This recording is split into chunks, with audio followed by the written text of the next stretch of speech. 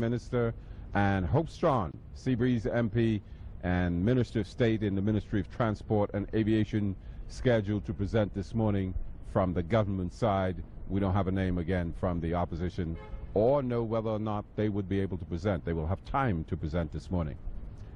Yesterday, Minister of State in the Ministry of Finance, Michael Halkitis, leading off debate and moving the budget appropriations bill. Lots of information, laying out the information, really, government's roadmap to fiscal health, addressing some of the issues that the government has been criticized for, like, for example, the real estate amnesty program. According to Minister Halkitis, between March and May of this year, $9.1 million has been realized from that program. Talking about some of the other efforts to get revenue that in some cases is just sitting out there. For example, there's a airline passenger tax that's collected for children, infants 6 years and under. The airlines collect it, the government does not. Well, part of the move now is to have the government actually collect that tax. We're going to let you hear some of Mr. Halkitis' presentation yesterday morning. Before we do that, let me tell you, we're also streaming live, livestream.com/ZNS Bahamas. Also, we are on the web. You can visit us, our website, znsbahamas.com. And of course, we're on Facebook as well. In about a half hour, we're going to welcome the audience from Radio 1540, the National Voice, 810 in Grand Bahama, and of course 104.5. Right now, let's listen to some of Minister Michael Halkitis as he presented yesterday morning. Several bills.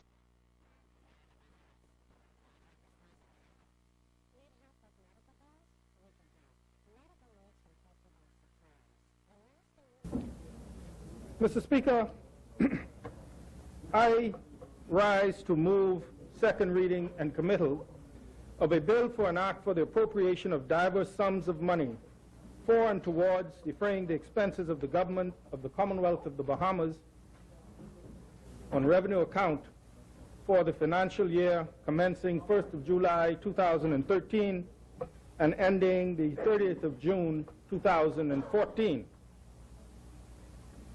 Mr. Speaker, 1 week ago today, the Minister of Finance, the Right Honourable Member for Centreville, presented the government's budget communication for the fiscal year 2013-2014. The communication, Mr. Speaker, was received very well, overwhelmingly well received, as it set out not only a program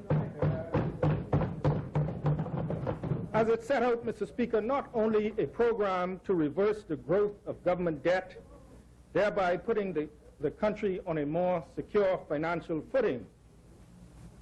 It also unveiled creative strategies to grow the economy through attracting foreign direct investment, incentivizing local economic activity, expanding the opportunities for education and training, and it reaffirmed our commitment to law and order and our commitment to preserve the ability of this country to provide relief and assistance to those most in need.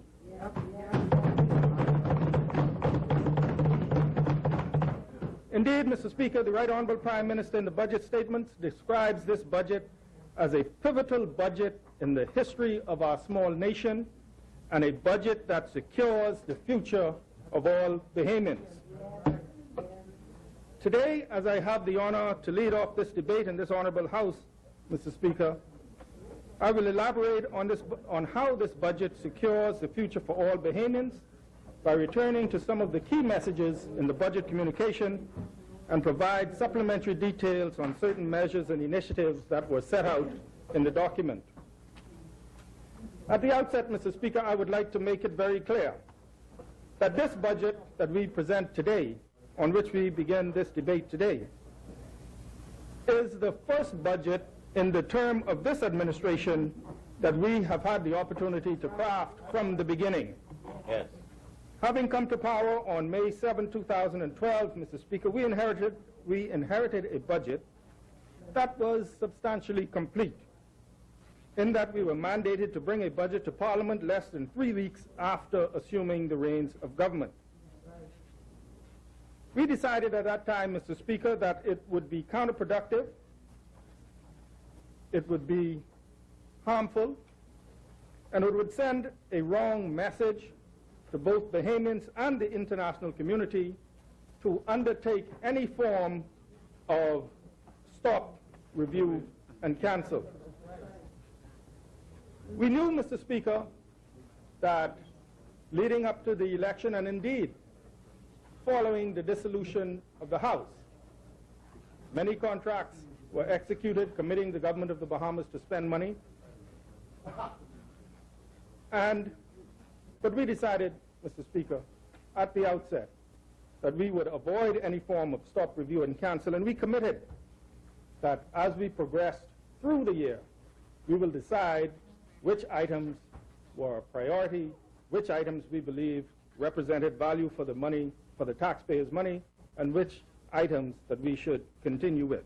We did that, Mr. Speaker, because we all know, and it's incontrovertible, that following the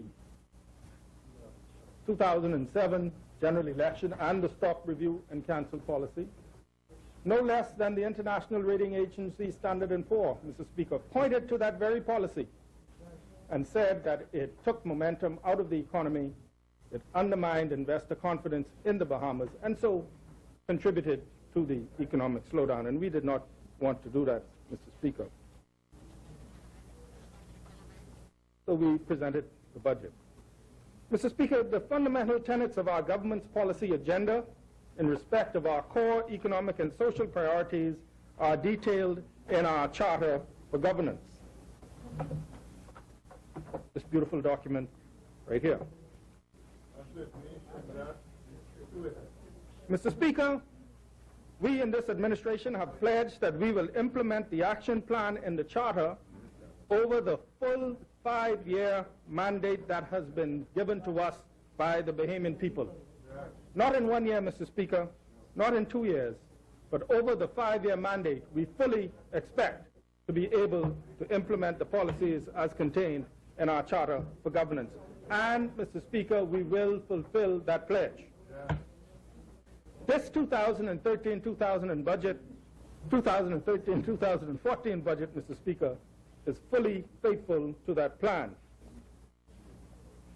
In essence, our approach to making the plan a reality is measured and balanced, aimed at achieving a broad range of mutually reinforcing objectives. Namely, we are committed to putting the public finances on a solid and sustainable footing for the long haul. That is critically important, Mr. Speaker. All things flow from a sound financial footing. We will only be able to fulfill our commitments to the and solid financial footing. Mr. Speaker, our plan also includes transforming government into a modern administration that provides public services efficiently and responsively to the needs of our citizens. We must also strengthen economic growth and job creation, and we look forward to building a healthy, more prosperous, and secure society. Ours is an ambitious plan, Mr. Speaker. We know it's ambitious, but we believe that the Bahamian people deserve no less. And as the Right Honorable Prime Minister stated in the budget communication, this government is up to the challenge. I want to talk about, as I move on, Mr. Speaker, our plan of action to put the public finances on a sustainable footing for the future.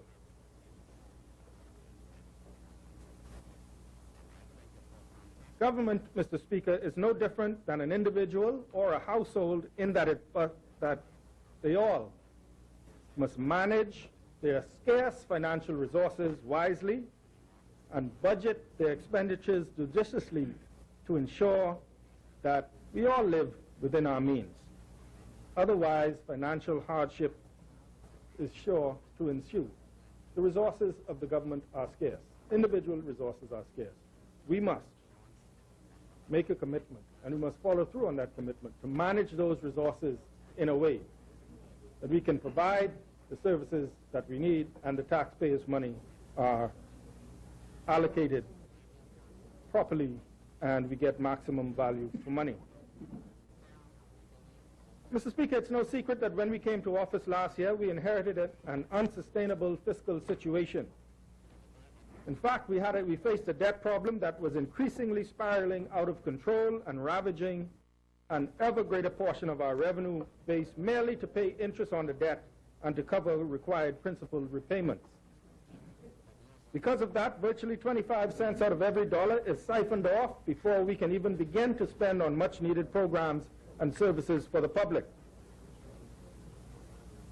The burden of public debt, that is, the debt-to-GDP ratio, was poised to shoot from a projected level of roughly 53% at the end of 2012-2013 to almost 70% within a span of only 4 years. So serious was that debt spiral, Mr. Speaker, that had we remained passive and done nothing, fully 33 cents of our intake would have been hived off for debt servicing within a matter of only a few years. 1/3. Mr. Speaker, one only need to look at the evening news, pick up the newspaper, to see what is happening around the globe and see the devastating economic and social damage that can result from lax fiscal policy and runaway public debt. We don't even need to look far, Mr. Speaker, just look right around our region. It reinforces the fact, Mr. Speaker, that we must address this situation and we must address it now, and I'll go into how we are addressing it.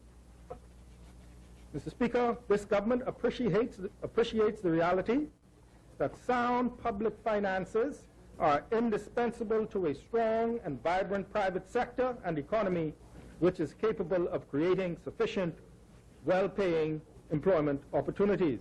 We understand this fully. Too much debt leads to lower ratings, it increases the cost of your borrowings, and makes the country less attractive as a place for investment. So we understand that this is a problem that we must get a handle on. To that end, Mr. Speaker, we developed and released to the public an aggressive medium-term fiscal consolidation plan in this year's mid-year budget statement.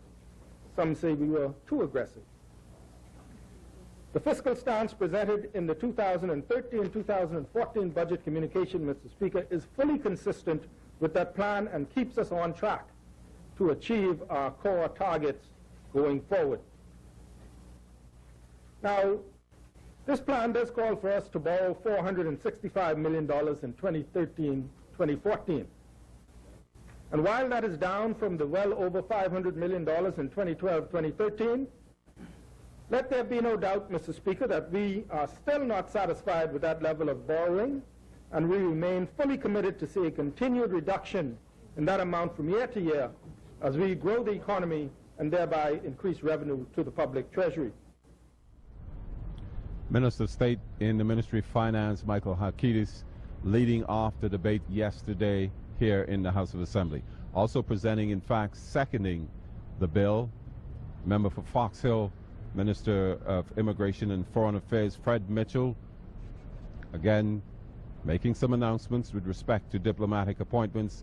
Forster Carroll from Grand Bahama, Consul General to New York, effective July 1st. Marilyn Zonical, presently the Undersecretary in the Ministry of Foreign Affairs, she will be named Ambassador at Large. Also, Mr. Mitchell, pointing to the future. That was the essence of his debate yesterday. Also talking about the fact that parliamentarians ought to have some sense of security, that they will be okay and in a position to be respected once they leave the halls of Parliament. This is some of Minister Mitchell yesterday. Future. For me, it is about the election of 2017. and what we will do to win. In a sense, my eyes are more fully trained on the future than on the present. I'm trying to work on those people who will vote for us for the first time 4 years from today. They are today's 14-year-olds. And I know from experience that the election we fought in 2012 was markedly different from any other election that I had participated in or fought before. The internet had intervened and had changed the whole landscape of how people interacted with voters. The question for me then is today, what will be on the minds of today's 14-year-olds when the election comes around in 2017? What's going to be on their minds? What is on their minds? And so the budget for me has its focus on the future. It makes the hard decisions in order for us to have a future in 2017. I've made no secret about this. I do not want to retire as an opposition politician.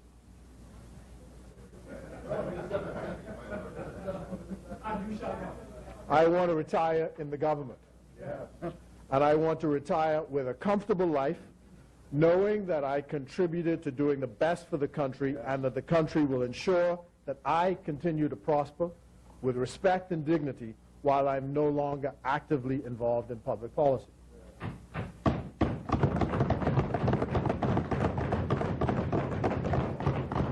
Now, you will note over the past year, I've spoken many times and in fact moved a resolution to support a select committee request to review the benefits and allowances of members of Parliament. And it is regrettable that the work of the committee has not yet reported to the House, though it is largely finished. I had anticipated that our work would have led to some changes in this budget which would have buttressed and supported the work of members of Parliament. I'm advised that this is likely to come following the committee's report. However, I wish to say, Mr. Speaker, at this juncture, to all the ones who are here and who have longer to stay here than I have to stay here, that this is an issue, the support of members of Parliament is an issue that must be fixed. It is imperative for us to fix it. The PLP has to fix it. We come from the poor and the dispossessed. The party of the wealthy business class has no interest in fixing it. They have no interest in fixing it.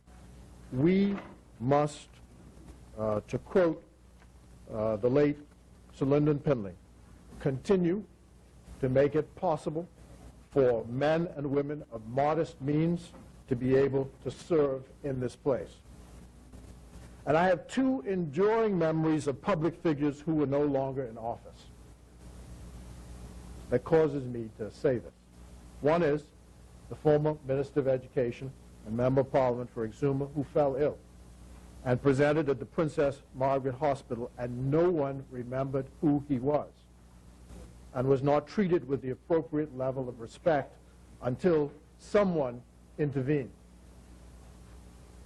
And another time, I remember the late Governor General Sir Gerald Cash standing on a line in the public treasury after he had left office as Governor General for 10 years. And he had to identify himself as a living pensioner. This should not happen. The House of Assembly, the legislature, the Parliament should be an exclusive club that when you have departed, your dignity is protected in all its aspects. Yes. Now, the group opposite, when headed by their former leader, had the opportunity to do so. But what they did was they fixed up their leader. Yeah. So he is straight and no one else is straight. That's right. They couldn't do nothing. That's true. Which brings me to the point which was raised in an editorial which appeared on the 30th of May this year in the Nassau Guardian under the headline, "Thank you, Hubert Ingram." Yes. Thank you, my friend.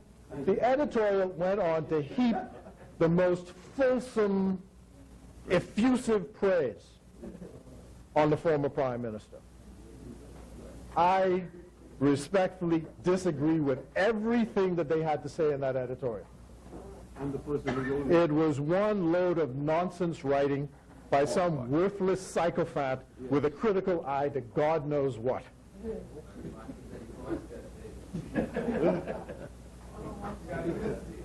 I say this He wrote it himself. in the context of how the press treated the budget Sharon wrote it. Sharon wrote and the question of whether there's balance when it comes to the PLP. it. Sharon Taylor wrote it. Notice,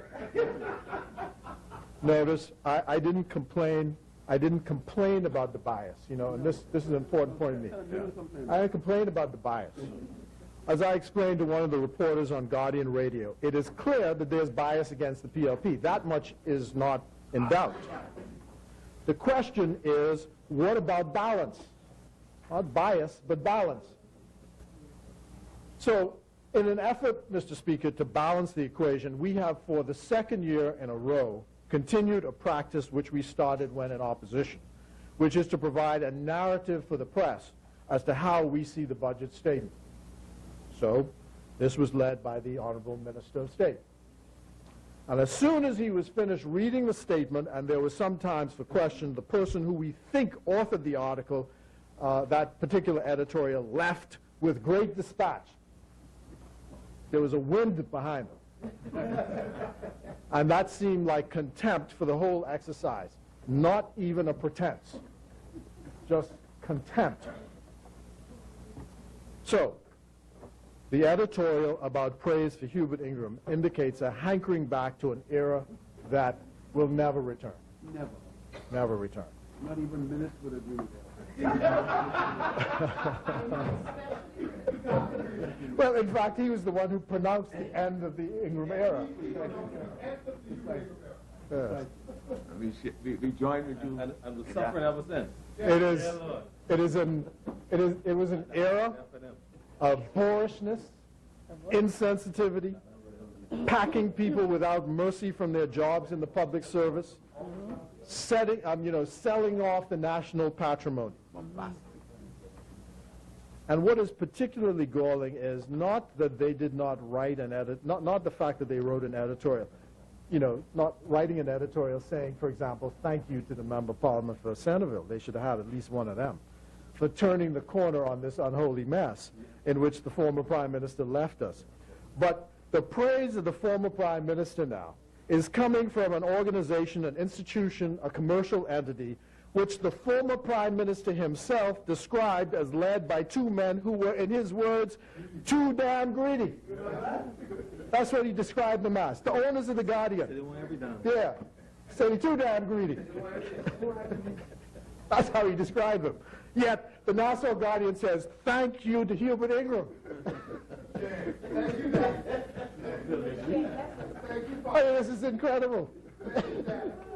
And congratulates the boorishness as leadership.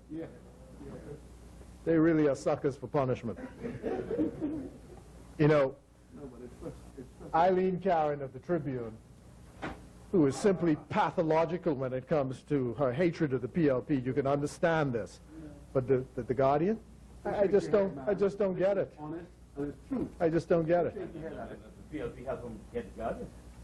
Mrs. Karen just can't help herself. So you just roll your eyes when she writes something. But for young, educated Bahamians, such as those who work at the Nassau Guardian, that's a whole nother story again. Whole other story again.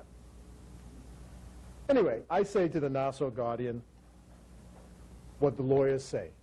Audi, alterum, partem. What does that mean? Audi, Audi, alterum, partem. All that's balance. Hear the other side. Yeah.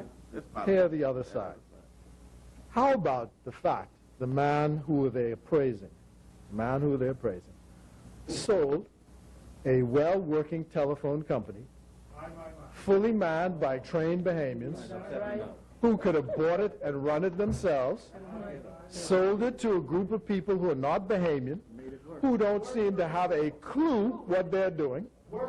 They're raking in profits at the expense of the quality of service, whose mantra now is the telephone message, the party you are trying to reach is not now available. who gave away the national patrimony at a fire sale price, and we are to say thank you to him. Have they taken leave of their senses? How quickly do we forget? And I know that the people of Fox Hill will not forget, Mr. Speaker, how we were notified that within less than 30 days, the same phone company that was sold proposes to move their facility in Fox Hill, close it down, one supposes in the name of profits. So the end of June, something that I fought for as a member of Parliament to be brought back when BTC was BTC, or Batelco, to bring service to the people of Fox Hill. These people with no conscience, no history or context to this place, going to close it down by the 30th of June. They are a bloody disgrace. That's what they are. Shut down everything over there. It is rapacious, it is unseemly, it is wrong, it is unforgivable.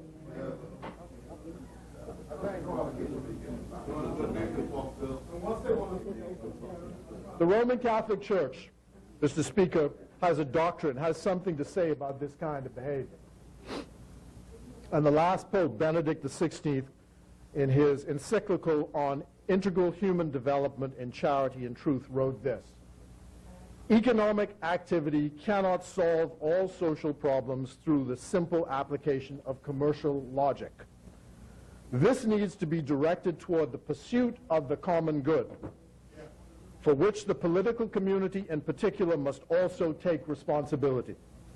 Therefore, it must be borne in mind that grave imbalances are produced when economic action conceived merely as an engine for wealth creation is detached from political action conceived as a means for pursuing justice through redistribution.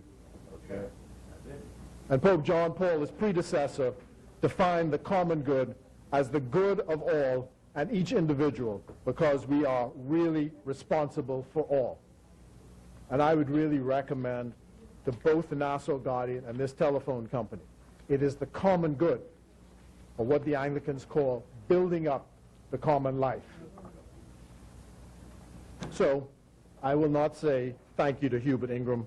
I will simply say thank you for seeing the end of him in public life.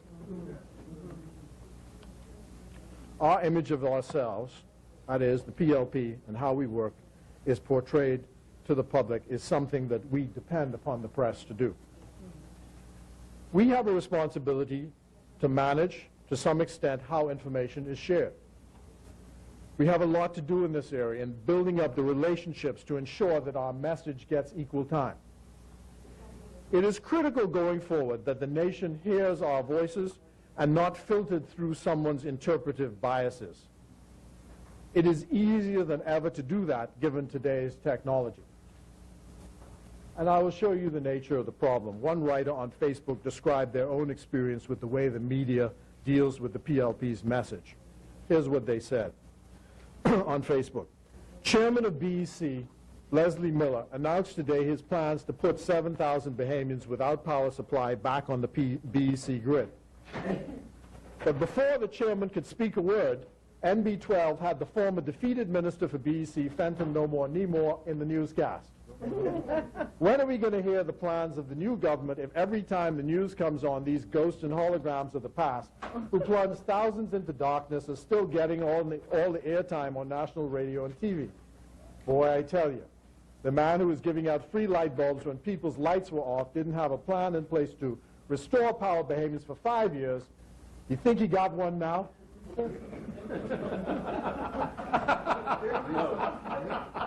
Say, give Potcake Miller the mic, and let's hear the plan for the newly elected government, please.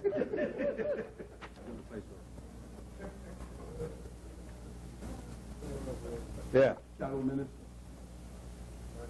So,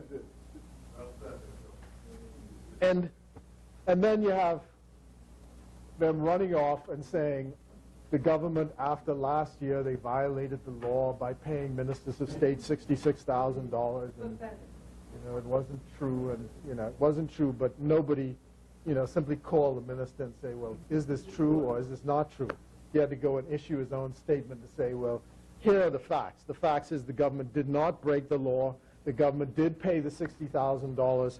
It'll be reflected the way the budget is drawn up. It'll be reflected in the different columns next year when you see the actual expenditure. But you know, never let the truth interfere with a good story. Always put 2 and 2 together and make it 5 if it sounds good. Yes. It's the new math. And you know, I've been out of school a long time, as you know.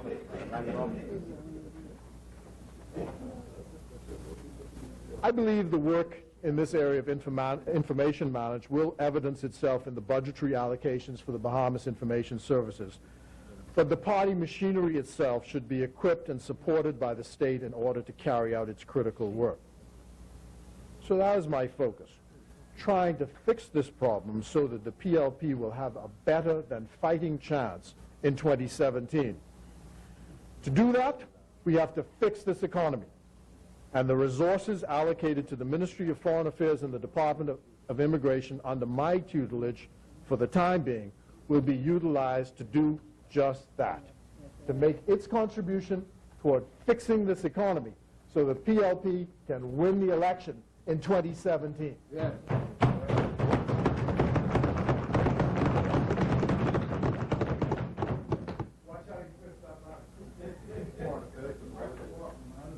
When I was 18 years old, I was having a chat with Lyndon Pinling in his office, and I was railing against the fact, as young people do, that MPs had to give out hams and turkeys at Christmas time. I told him, when was that going to stop? And he looked quite bemused, and he said to me, not in my lifetime, maybe in yours. So today I'm standing here and talking to the younger ones and saying the same thing to them. Not in my lifetime, maybe in yours. Minister of Immigration and Foreign Affairs Fred Mitchell presenting yesterday some of his presentation.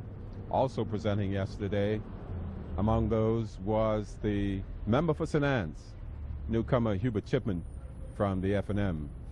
He had an opportunity, of course, to present the opposition side, and he began really by knocking the government for what the F&M considers excessive borrowing. Here's Mr. Chipman yesterday in some of his presentation. Last year, I opened my contribution with a quote from Charles Dickens, A Tale of Two Cities. Well, Mr. Speaker, not much has changed since then. We are still experiencing the worst of times and have entered a season of darkness with not much hope. Having told us that the economy was clearly turning the corner and we can anticipate steady, ongoing growth and employment creation in the period ahead, the Minister of Finance has produced a budget that shows that he collected less revenue in this fiscal period, 2012-2013, than was collected last year, 2011-2012. And that was collected the year before that, 2010-2011. The last time the Bahamas government collected such low revenues as a percentum of GDP was 2008, the year in which the global economy collapsed into recession. Mr. Speaker, after one full year in office, this government's blame game continues. That they continue to point to the F&M as excuses for their failures rather than to their own performance is a sure sign of poor leadership and incompetent management in this PLP government. Yes. The government claims to be pulling us out of a spiraling of growing debt which is inherited, but they propose to do so by increasing borrowing. And they are borrowing more than the previous government of the Bahamas. Right. Indeed, Mr. Speaker, $1 billion in borrowings over a 2-year period, which represents the largest increase in government borrowings in the Bahamas ever. The budget is enormously stingy on details. I have to conclude that either the details cannot stand the light of day or do not exist. This budget lacks creativity. Creativity refers to devising ways and means of deploying resources to the most pressing areas: crime, job creation, and education, without jeopardizing the basic services that must be provided by the government. Listening to the Prime Minister, the first thing that comes to mind is the saying, "Practice what you preach." The words from the chief policymaker's mouth is that the government and citizen must display fiscal restraint, the preach. But the budget displays continued spending with reckless abandon, the practice. Mr. Speaker, the general public looks to the action of the government in determining their own behavior. The continued spending pattern on the part of the government suggests that there will always be a government of handouts or bailouts, and we will never learn fiscal discipline. We are back where this government began a year ago. At that time, they projected a deficit to the tune of $550 million. Well, they are back a year later with another proposal for deficit spending to the tune of $521 million. Dark days, Mr. Speaker, are indeed ahead of us. In its communication this year, the Minister of Finance, at the time of the mid-year budget statement review, I explained that the performance of recurring revenues for 2012-2013 was not as robust as had been expected at the time of the last budget because of the weaker than projected growth of nominal GDP. His optimism about last year's revenue soon turned into reality when he was forced to recognize that there was a global economic recession. This year, recurring revenue is expected to come in at $3.18 million, down by 11% or $170 million from the $1.55 million budgeted projection a year ago. The recession has been the worst recession, Mr. Speaker, the world has experienced in the last 80 years. I continuously say that over the last 3 or 4 presentations. The Bahamas, Mr. Speaker, as we all know, is a part of the world. While the FNM was heavily criticized by the PLP for the level of borrowing during our last term in office, when we borrowed pointedly to keep the economy going, the PLP government is borrowing haphazardly over $1 billion over a 2-budget cycle. Mr. Speaker, now that's startling for a government who had the answers on day one. Yes. Mr. Speaker, they borrowed $504 million at the outset when they came into office, and they came back for another $100 million at the time of the mid-year budget. Now they're back asking to borrow another $465 million. Can you believe that? Can you believe that, Mr. Speaker? Not to believe it, don't want to. In truth, sir, total receipts from borrowing is projected to be in the order of $521 million.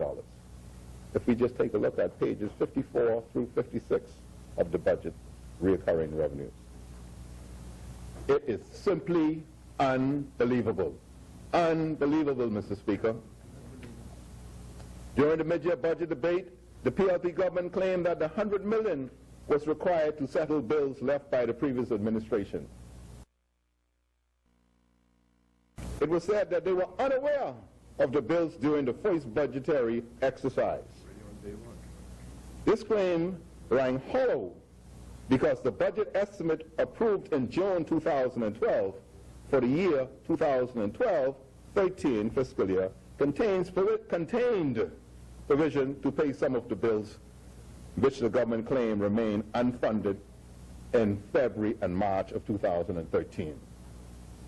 Mr. Speaker, the need to borrow $100 million in February, March was as a result of slow growth in the economy, decreased foreign investments, and reckless spending during the first 6 months of this government administration. It is as simple as that. Simple as that, Mr. Speaker. During the mid-year budget statement in March, borrowing was estimated to be at $391 million for fiscal 2013-2014. How is it that we are now here asking to approve $465 million, or $74 million together with the $55.5 million shown on page 54 of the budget estimate? Added together, $129 million, just 3 months after the mid-year budget was presented to this House. Mr. Speaker, last year Parliament authorized the government to borrow $47.8 million for payment to Bahamas in accordance with the government's obligation under the heads of agreement concluded between Bahamas and the government. That sum was included in the list of items Parliament approved borrowings in respect of last year. I understand that Bahamas has received only $18 million of this sum, and now newspapers are reporting that the government proposed to pay the resort developer a total of only $29 million. Without commenting on the merit of the government's position of the sum to be paid, I demand to know what happened to the rest of the money that was borrowed for the purpose of meeting government's obligation to Bahamas as established under the heads of agreement. Where has the other $20 million gone, Mr. Speaker? They're only paying $29 million, so it must be $20 million someplace. Mr. Speaker, the Prime Minister said that almost 1 out of every $4 of revenue collected goes to pay interest charges on the public debt and to cover debt repayment. This year's debt service will increase by $22 million, Mr. Speaker. The national debt after this borrowing will stand at $5.5 billion. $1 billion of which would have been added by this government in 2 years, and which represents over 65% of GDP. Like Eddie Minnis said, song, living in the hands of the finance man. Mr. Speaker, growth of the economy. Mr. Speaker, let me say at the outset that I am not an economist. I am an accountant by profession, not an economist. According to the Prime Minister, in both of his budget communication last week and the mid-year budget statement in February, the prospects for the Bahamian economy in both 2013 and 2014 remain unchanged. The IMF continue to forecast our growth economy will expand by 2.7% in real terms, followed by a 2.5% next year. Mr. Speaker, the Bahamas only grew by 1.8% last year, and the year before, on the F&M watch, it grew by 1.7%. The U.S. growth rate is expected to be less than the modest 2.3% it achieved in 2012. This year, they are projecting a growth rate of 1.9, and next year, 2014, at 3%. Mr. Speaker, we are projecting $170 million shortfall in revenue from the previous year. Yet, we are projecting 2.7 economic growth rate. How does that compute, Mr. Speaker? Tell me, how does that compute? We must remember that 80% of our tourists come from the U.S. market. As a matter of fact, the eastern seaboard, up around there, that's where most of our tourists come from, Mr. Speaker. Mr. Speaker, as we always remember, we must always remember, when America blows its economic nose, we catch the cold. As we all know, we are subsidizing tourists to come to the Bahamas. Just look at head 67, Mr. Speaker. The Ministry of Tourism's budget estimate sets it all out very clearly for us to see in block 90. Subsidy after subsidy after subsidy to airlines, cruise ships, casinos, and to hotels.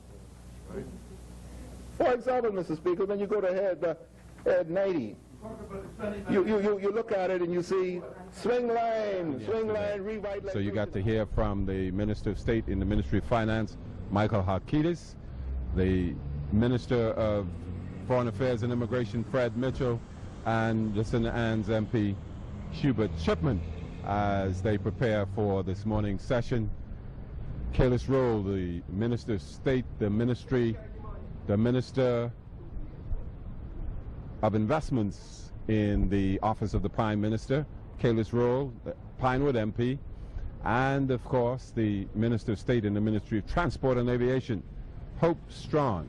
They are scheduled to present this morning. We are not sure of who the opposition will put up, but we'll find out in a moment because they are preparing to begin this morning's session. Let's join them now. Pastor Hugh Roach and the invocation. 7, 6, 5, 4, 3, 2, and July the 10th will be right there. We thank God for the privilege of seeing this wonderful year. 40 is a good number. For those of us who are older, they said our lives began when we were 40. But for other people, their lives seem to be ending. But God in His mercy says that we are to remember the less fortunate, remember the poor. He who gives to the poor lends to the Lord. So in all your discussions, in all your debates, in all your conclusions, remember those who are less fortunate. For inasmuch as we do it unto one of the least of the brethren, the Lord says we do it unto Him. And so we're counting down to independence, year number 40.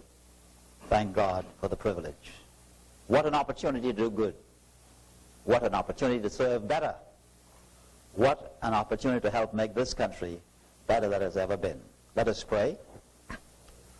God of our fathers, God of our nations, we thank you this morning that we can stand alive and well in this house. For those who are unable to attend because of circumstances beyond their control, we ask for your guidance and your mercies and your blessings. Bless our people as we celebrate the dignity of labor. Your word assures us that we ought to labor 6 days and do all our work and remember to rest on the 7th. We ask that thy Spirit will strive with us, that we will not be a lazy people, but we will be a people who are up and doing and about the Master's business. Bless our speaker today as he directs the affairs in this chamber, and those who are contributing to the debate. May they have sound mind, fluent speech, and thoughts that will be provocative and yet good for the people. Hear our prayer, O Lord. Forgive our sins and grant us today a special blessing from heaven, for we humbly pray it in the name of him who taught us, when we pray, to say together, Our Father, who art in heaven, hallowed be thy name. Thy kingdom come. Thy will be done on earth as it is in heaven. Give us this day our daily bread, and forgive us our trespasses, as we forgive those who trespass against us. And lead us not into temptation, but deliver us from evil. For thine is the kingdom, the power, and the glory, forever and ever. Amen.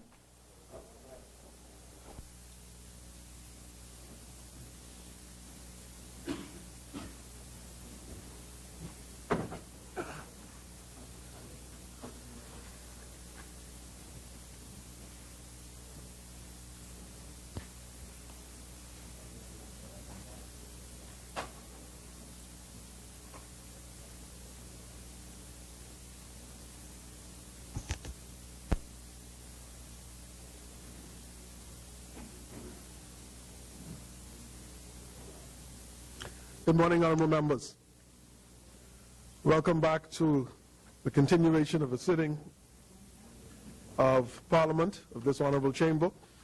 When we suspended last evening, we were debating second reading and committal for a bill for an act for the appropriation of diverse sums of money for and towards defraying the expenses of the Commonwealth of the Government of the Commonwealth of the Bahamas on revenue account for the financial year commencing 1st of July 2013 and ending the 30th of June 2014.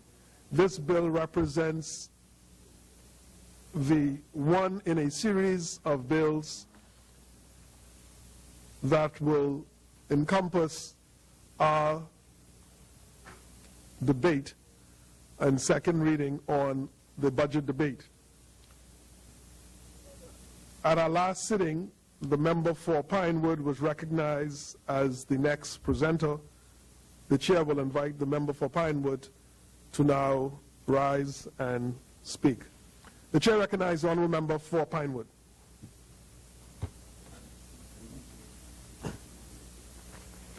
Thank you, Mr. Speaker,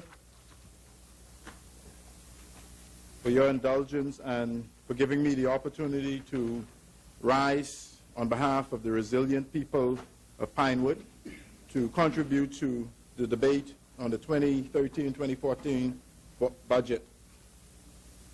Mr. Speaker, before I get into the heart of my analysis of the budget, which I firmly believe is a budget designed to secure the future of the Bahamas and its people, particularly the people of Pinewood, I would like to reflect a little on the activities of the last year and the reality of marking the first anniversary of playing a major role in the governance of the Commonwealth of the Bahamas. I think it's important, Mr. Speaker, to have this reflection for one principal reason: to determine whether meaningful progress was made on behalf of the Bahamian people. Mr. Speaker, a member of Parliament and Cabinet Minister has two very critical obligations. Firstly, represent the views, opinions, goals, and aspirations of the people whom elect you to represent them in this honorable House.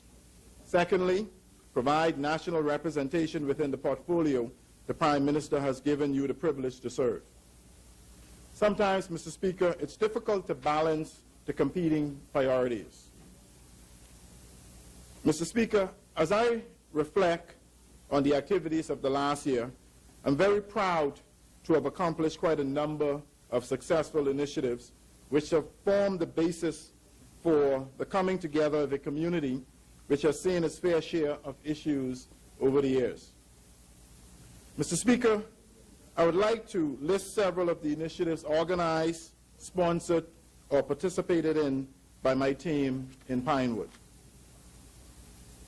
We organized a legal aid clinic where we invited members of the community that had issues of a legal nature that did not have access to an attorney to get advice on how to go about getting their issues resolved.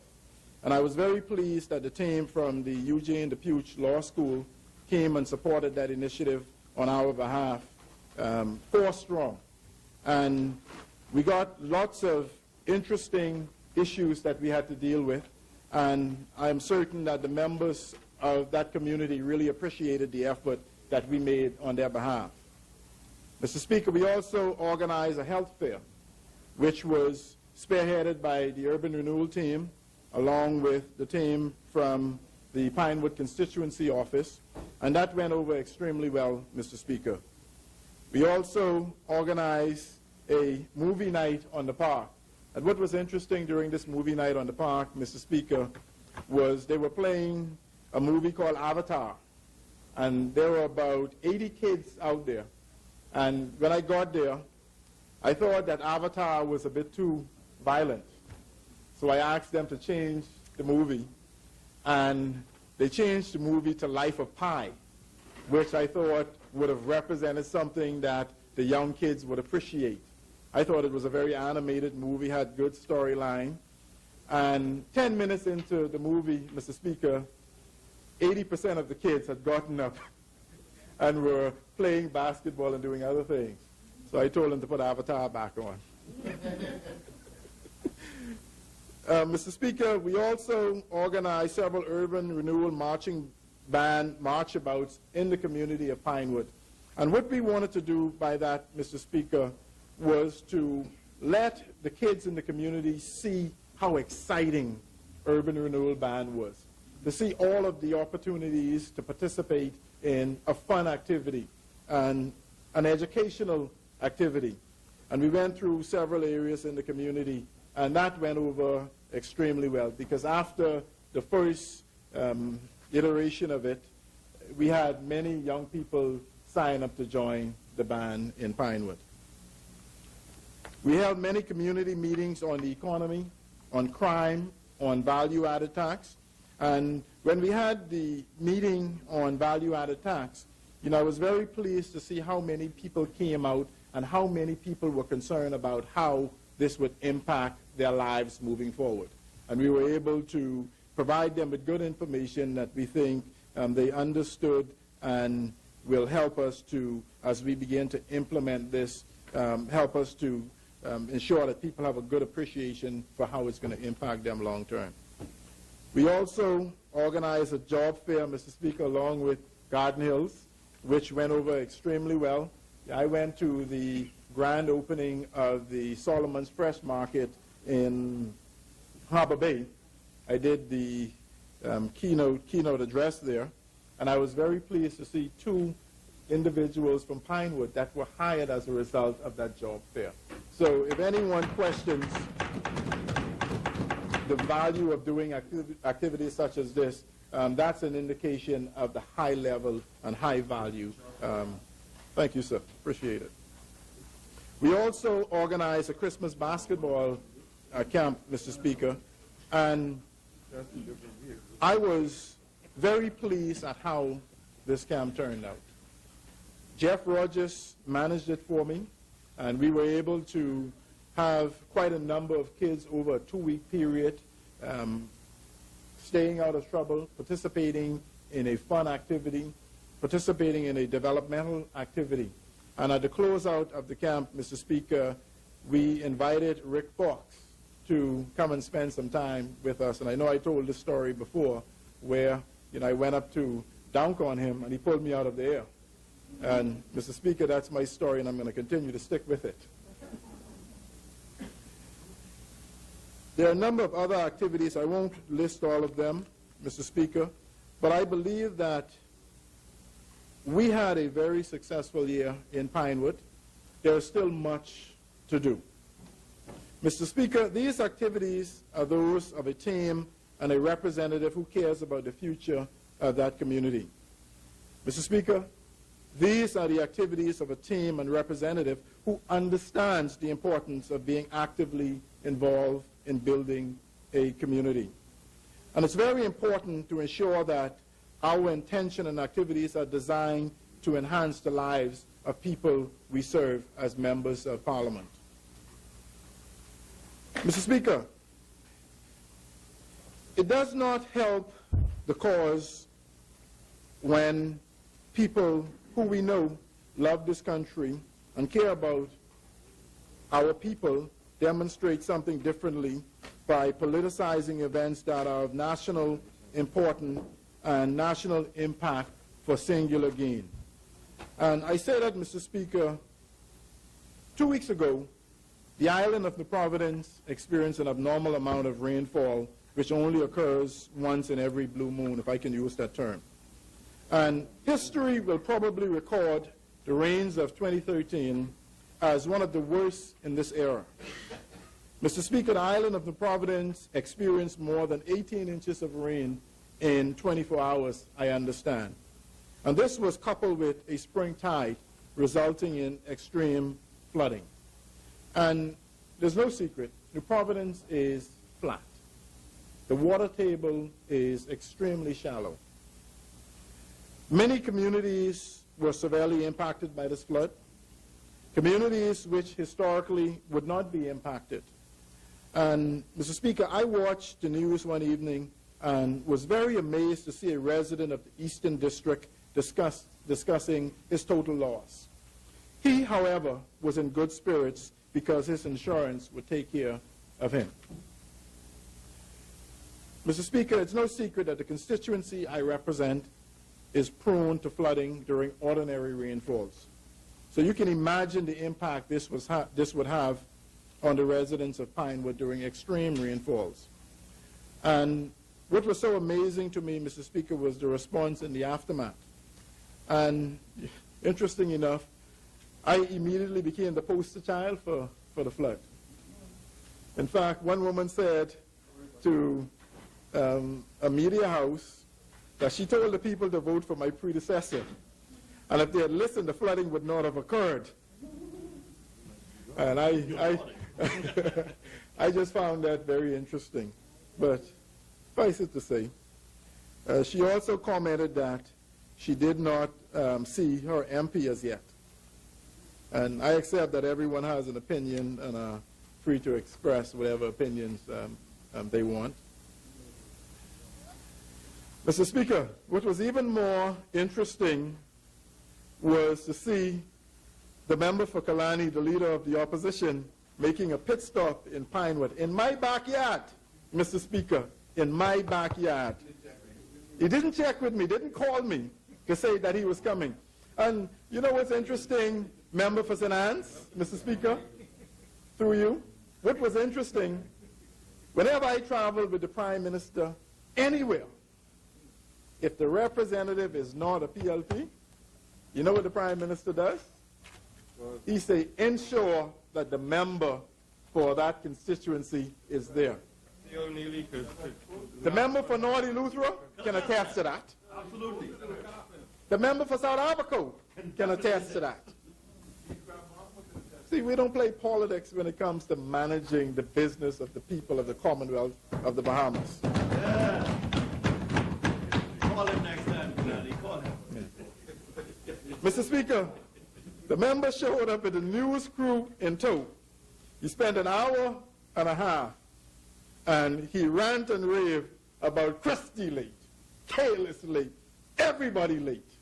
You want to see him since then? No. No, he wasn't asleep, man. He knows it was raining.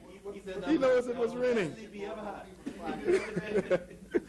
Mr. Speaker, when I started this political journey, my mother and I had a discussion, and she insisted that I remain above the fray and stay out of the mud which characterized politics in the Bahamas. In this case, Mr. Speaker, she called me and asked me if I heard the member from Kalani beating me up and beating the Prime Minister up. And I said, no, Mom, I didn't hear it. But she said, well, you better go and hear it and listen to it, watch it. And she said, anyway, son, go get him. You have my permission.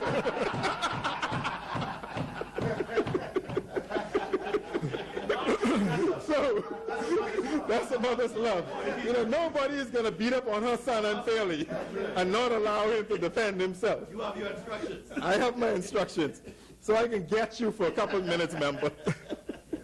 Mr. Speaker, I'd like to take a couple of minutes to talk about the difference between the politics of politics and the politics of solutions and assistance.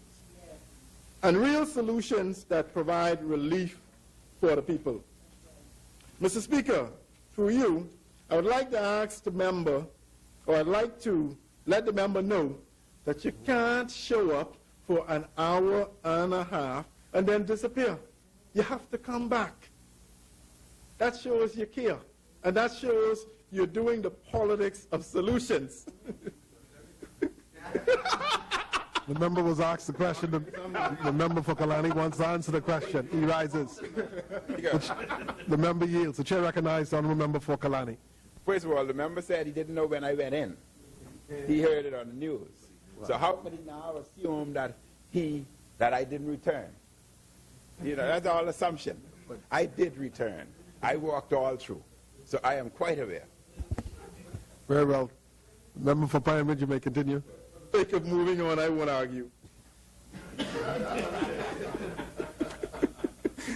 Mr. Speaker, the morning after the storm, I mobilized at 6 a.m., first by calling the aid to the Prime Minister to make contact with Captain Stephen Russell to ensure that the resources of the government was being prepared to assess and provide initial assistance to the residents of Pinewood.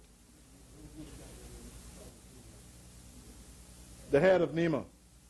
Mr. Speaker, I have it on good authority that no such call was made by the member for Kalani or any other members of his party. I made the call. I made the call to ensure that NEMA was being, NEMA was prepared to tackle the issues that I know would result from the heavy rainfall. No member of the party called NEMA. Yes. The member for St. Anne's rises on a point of order. The member yields. The chair recognizes the honorable member for St. Anne's. Member sound like he knows what he's talking about. I can assure him, Mr. Speaker, I spoke with Captain Russell myself and invited him to come to St. Anne's. All right? Very well. The member elucidates. I know you call on my I didn't run in St. Anne's. I know you call on my behalf. You were taking care of your constituent. Yes. Good man. Hey, you're like me. Mr. Speaker, the member from St. Anne's is like me. He cares about his people. Yeah, he cares about me.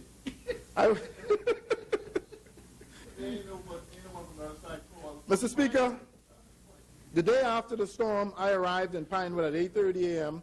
and was joined by NEMA and officials from the Ministry of Works and Social Services shortly thereafter. We spent the entire morning doing a rapid assessment throughout Pinewood. Ironically, Mr. Speaker, while on one station was claiming that we were not present, another station was showing us doing our assessment. And I believe that this was in poor taste and was seeking to mislead and distract people from the core issue of providing assistance during a difficult period. And Mr. Speaker, the media has to play a constructive role in nation building. And when we go through a tragedy such as what we just went through, the media has an obligation to mobilize the consciousness of people in a positive direction. And in the aftermath, I saw very little positive information coming out. Who needs help? How can I help? It pained me. You know, I remember when they had the earthquake in Haiti. I was head of the chamber then. I called the executive director, Philip Simon, and I said, there's a tragedy that we may be able to assist with. And by 12 o'clock, we had a team of about 50 people mobilized at the Hilton. Diane Phillips organized the coordination of it. We had a team from ZNS, from Cable, from JCN, from the business community, Bank of the Bahamas, and we said, what can we do to help? And we organized a telethon. where we were able to raise $250,000 to assist a country that was completely devastated. That is what you have to do in the face of tragedy. That is an indication that you care. Mr. Speaker, I've been working hard to assist the residents getting back on their feet. I've made many calls to my friends in the business community, and I've received pledges from different entities. Several of the entities agreeing to help include the new owners of the Nassau Palm, Sunset Equities, who have graciously, Mr. Speaker, agreed to donate all of the furniture from their resorts as they begin to renovate their new acquisition.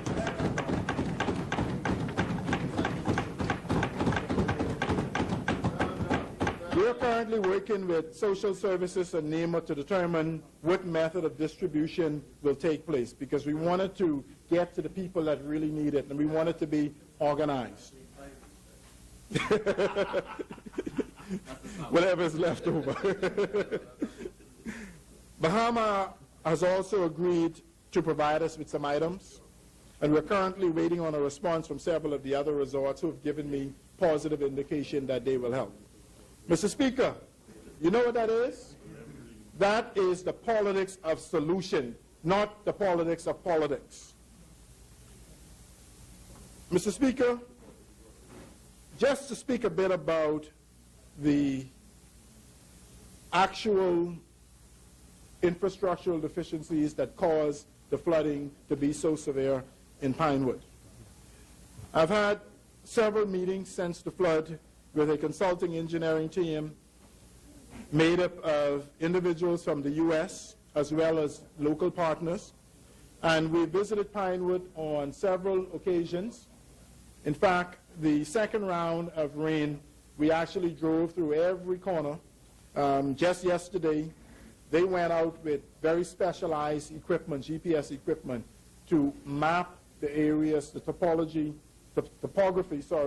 of Pinewood to determine where the low points and high points are so that they can design a possible solution for us.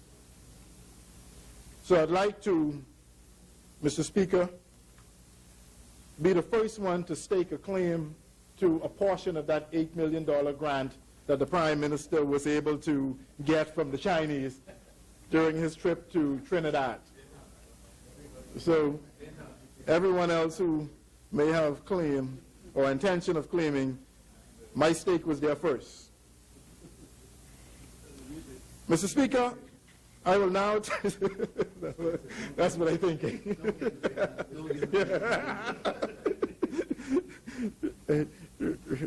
Remember, I'm right there.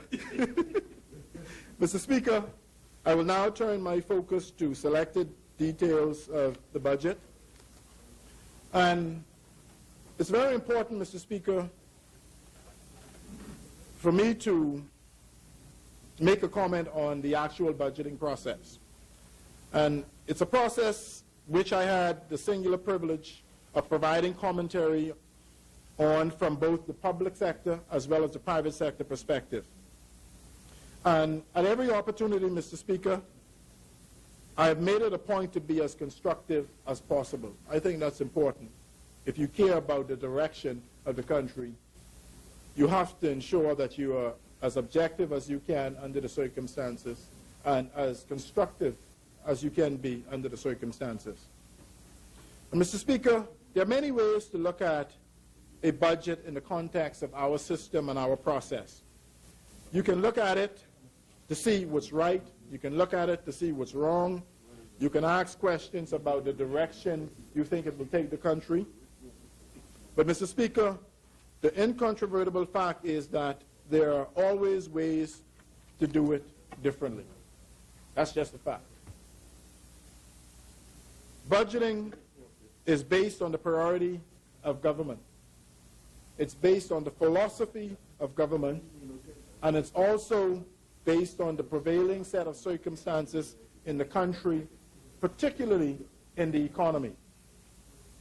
Consequently, Mr. Speaker, the government has to make provisions for a myriad of priorities: short, medium, as well as long term. And with this in mind, Mr. Speaker, opportunity for criticism inherently exists. Matching everybody's needs are next to impossible, as this exercise is never an exact science. What I do find interesting, Mr. Speaker, is the apparent limited amount of clear, constructive, and clinical analysis of the budget by many of the analysts presenting their public views on the budget using the measures that I previously identified. And an example of this occurred yesterday when I had to make several interventions on the presentation or contribution that was being given by the member from St. Anne's, who suggested that there was something wrong with increases in certain line items in the Ministry of Foreign Affairs budget. And, Mr. Speaker, there were increases in some line items.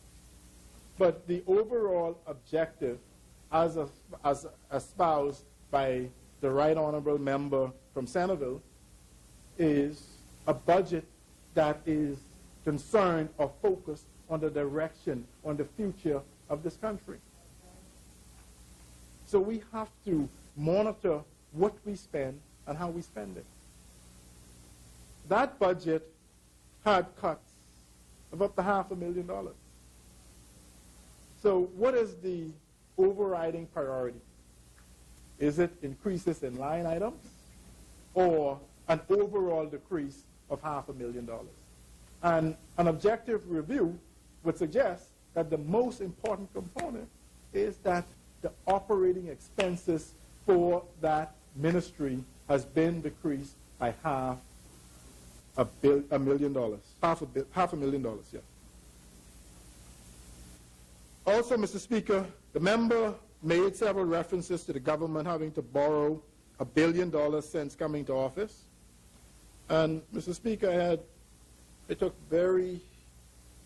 very concerned about that comment.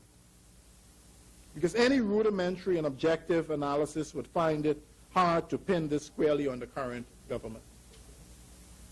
Especially since the policy of the prior administration was to take the country into deficit spending. And I believe that during, it may have been the 2010-2011 budget or the 09-010 budget, where the former Prime Minister and member for North Abaco explicitly said that, like other countries are doing, the government of the Bahamas has to adopt a policy, a philosophy of deficit spending to ensure that the economy has some impetus for growth.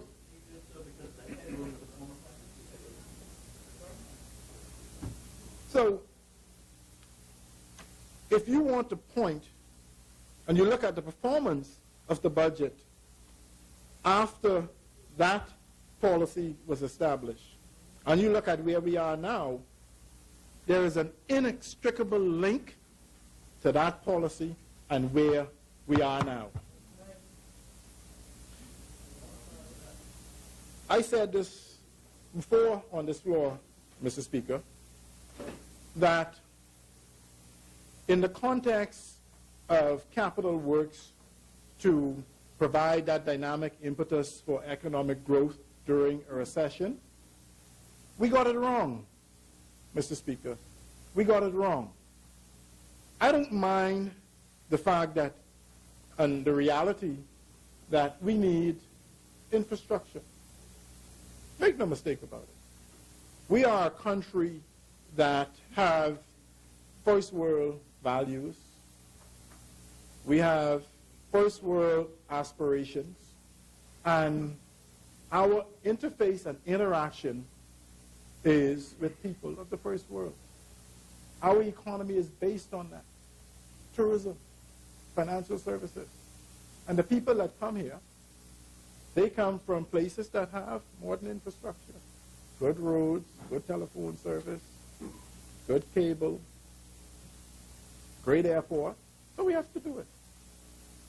where we got it wrong, Mr. Speaker, was that we didn't create the type of jobs we needed to, because all or most of the work was done by foreigners. The money was spent overseas. Argentina, I think it may have been Sweden. The company from Sweden did the harbor dredging, right? If I'm not mistaken. Most of the money was spent overseas. Holland. Yeah, Holland. My mistake. Mr. Speaker, since the member patently appears to be a stranger to the facts, I will assist him by laying out some of those facts. And during the budget communication of 2010-2011 by the Right Honorable Member, former Right Honorable Member from North Abaco,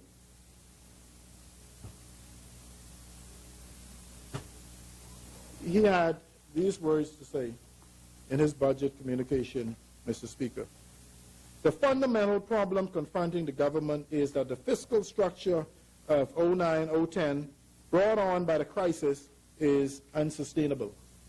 The fact is that the extraordinary level of deficit spending, you repeat that, Mr. Speaker, just in case you weren't listening. You may have been distracted when the member from St. Anne's walked in.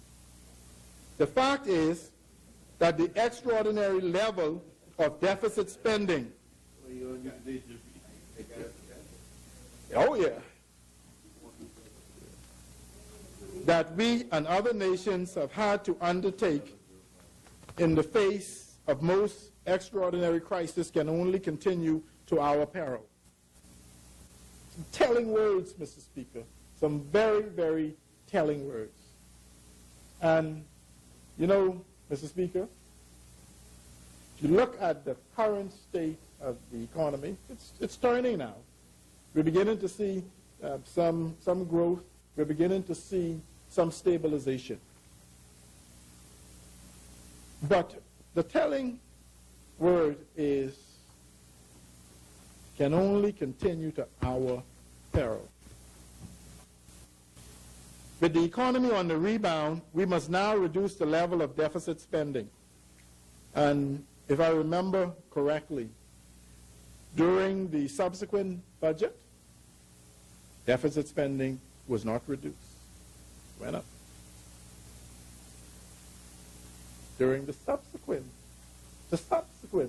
budget, deficit spending was not reduced. When the member said that we borrowed $1 billion, the very first budget the Right Honorable Prime Minister and member for Centerville presented had some elements of our signature, but it had a lot of commitments, Mr. Speaker, made by the previous administration. So you can't put that squarely on our shoulders. You can't. You can't. It's our budget influenced heavily by the former administration. So be technically correct. Be technically correct, Mr. Speaker. It's our budget. But the set of circumstances under which we presented that budget were not influenced by us. It wasn't our policy. For 3 weeks. How do you, I mean, you measure it on a continuum, right? Measure it on a continuum.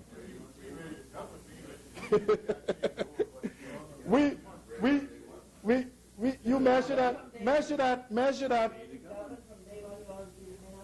I know there are some smart people on that side, and I know the member from St. Anne's understand continuum. And if you were to plot this responsibility for it on a continuum, member from St. Anne's, through Mr. Speaker, you would find that at the very tail end, and a barely measurable percentage of that would be our responsibility for that borrowing. Plain and simple. Sorry?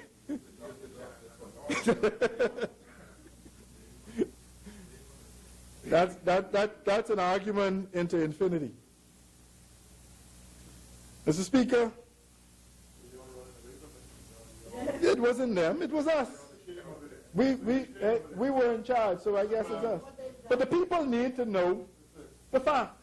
Of the 400 million, 300 some million of the capital budget was their commitment. Was their commitments that we could not, it would have cost us more to get out of those commitments. They don't want, that's the problem when you don't want your own child. I remind the member. You're trying to give your child away. Remind the member for Pinewood that you have the floor. Yes, sir. My humble apologies, Mr. Speaker. Reading further, Mr. Speaker, I cannot place enough emphasis on the vital need to set early and realistic objectives for our debt reduction. Again, Mr. Speaker, telling words. A philosophy and a priority of debt reduction. And what happened? It went up. It went up. You want to blame? It's the roads. It's the roads, my friend. It's the roads. In this context, Mr. Speaker, the Right Honorable Member went on to say, I would cite from the recent fiscal monitor of the IMF Fiscal Affairs Division. If governments fail to signal a credible commitment to reduce debt ratios, the resulting increase in interest rates and in decline in growth rates would increase the required effort markedly. This underscores the importance of early actions to demonstrate a commitment to lower debt ratios. There's a lot more here to read, but I won't go through all of that, Mr. Speaker. But, Mr. Speaker, what I wanted to establish there is overriding responsibility for where we are. In absolute terms, overriding responsibility for where we are. Now, you can use the technical argument that because we presented the budget, we were the government, it's our borrowing. But, Mr. Speaker, if you look at all of the events leading up to it, we weren't there. We were not there. We were not there. And we're not running away from the fact that it was us that signed on the dotted line, Mr. Speaker.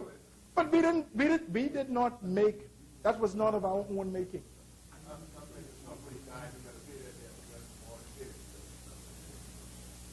Same difference. Same difference.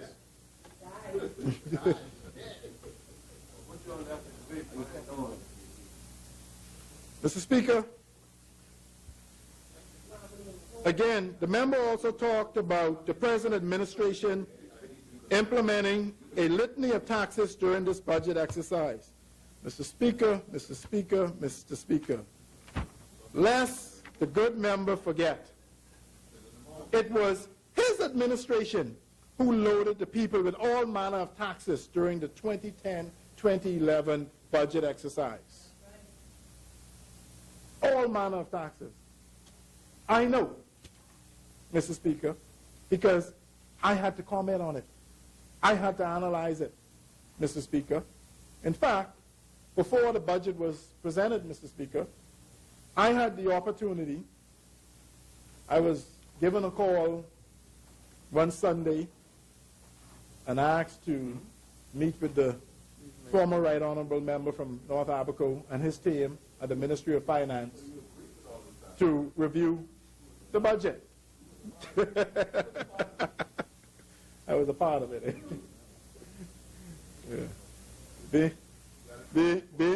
Being a part of it has many different meanings. And I know you like to play with meanings, member from St. Anne's. but I'm right where I am. In the right place.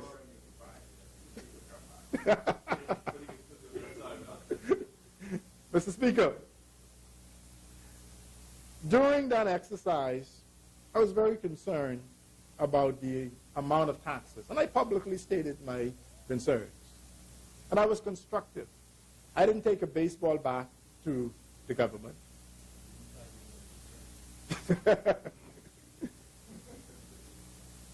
I asked the Right Honorable Member and the team, what can be negotiated on behalf of the business community? I represented the business community around that table, Mr. Speaker, and I was concerned. And there were a number of increases that we thought would have had a detrimental effect to business. And many of them did. I remembered the team from the manufacturing sector, all of the major players in the manufacturing sector, sitting down with them and telling them, this is what is proposed. How is this going to impact your business? You know, I didn't want to go out there and say it will kill business without first getting their views. And there was no one, Mr. Speaker. And you can make the argument that businesses do not like taxes. But the reality is there is always a fine line you have to walk. And businesses don't mind paying taxes. If they have an environment that will allow them to succeed and be able to afford to pay the taxes. And the taxes make sense in the context of developing domestic industry. Mr. Speaker, the member also mentioned mailboat subsidies yesterday. That was one of the highlights of the contribution yesterday, mailboat subsidies. But I don't know if the member recalled that during the same budget exercise, the member, he should recall, that it was his administration which reduced the subsidies by 10%. Wow. 10%. They reduced subsidies by 10%. So, you know, you get out there and you throw rocks. Education. You throw rocks. You criticize a policy that you initiated. It was your idea. So I just find that very interesting, Mr. Speaker. Clearly, Mr. Speaker, I need not go any further to demonstrate when we got here, how we got here. The member can seek to rewrite history with the current pronouncements, but the budget communication of 2010-2011 and that of 2011-2012 will record history well. Tells a very good story. Mr. Speaker, the Prime Minister, the Right Honorable Prime Minister and Minister of Finance, the member for Centerville, began his budget communication by establishing the following proposition. And I'll read it, Mr. Speaker. Mr. Speaker, this is a pivotal budget in the history of our small nation. It is a budget that secures the future for all Bahamians. The economy has clearly turned the corner, and we can anticipate steady, ongoing growth and employment creation in the period ahead. I would reiterate at this time my abiding optimism for the future in the areas of employment, entrepreneurship, with the completion of the tourism plant of Atlantis and Bahamas and New Providence, as well as developments underway in the pipeline in Bimini, in Grand Bahama, in Exuma, San Salvador, Abaco, Eleuthera, and Cat Island, amongst others. In this budget, my government is acting decisively to improve the health of the public finances and to pull us out of the debilitating public debt spiral that we've inherited upon coming to office. We are also strengthening the foundations of the economy to secure steady growth and private sector employment creation. In this way, we are positioning my government to have the resources which to implement over the full course of our mandate initiatives that will strengthen law and order, promote stronger growth and job creation, and solidify our firm commitment to maintaining and reforming our social safety net for the effective delivery of relief to the disadvantaged and needy in our midst. Mr. Speaker, this gives me optimism. It gives me optimism about the future. It gives me optimism about the direction that the Right Honorable Prime Minister and member for Centerville is leading us.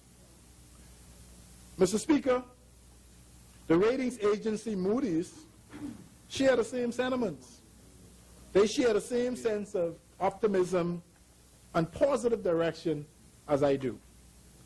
And it's amazing, Mr. Speaker, when Moody's said that the Bahamas is doing better than most of its regional neighbors, nobody acknowledged that, or they seek to downplay. What page? If Moody's had said that the Bahamas is in trouble of being, and was running the risk of being downgraded, that would have been everywhere.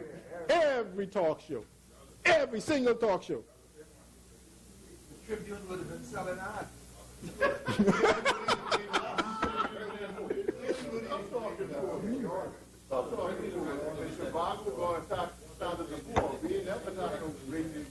Yeah, Mr. Speaker, I can only conclude that it was because it was good news.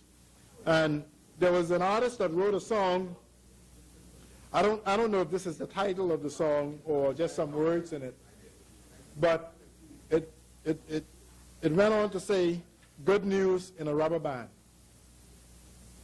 And I think it was a little bit before my time, but I remember listening to it as a kid.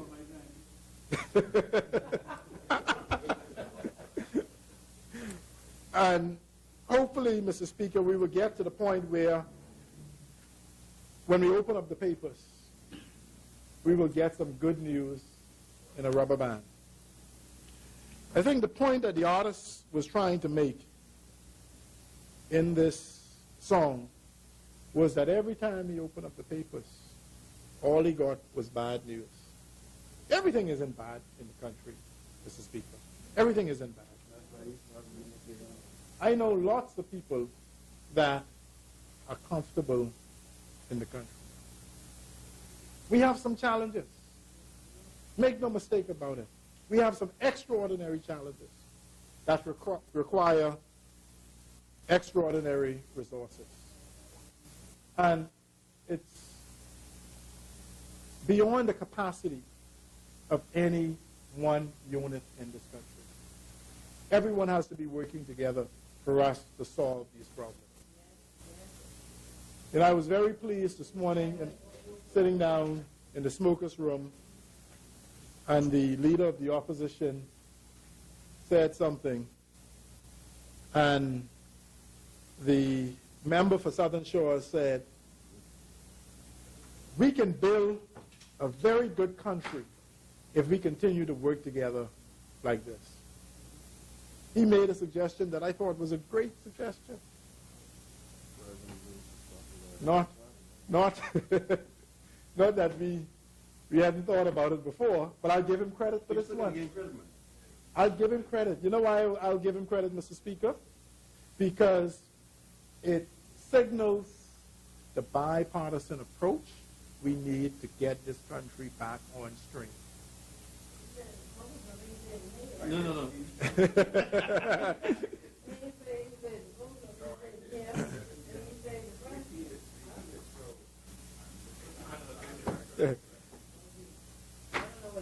Mr. Speaker, to close out this broad analysis of the budget, I'd like to say that the most important takeaway from this process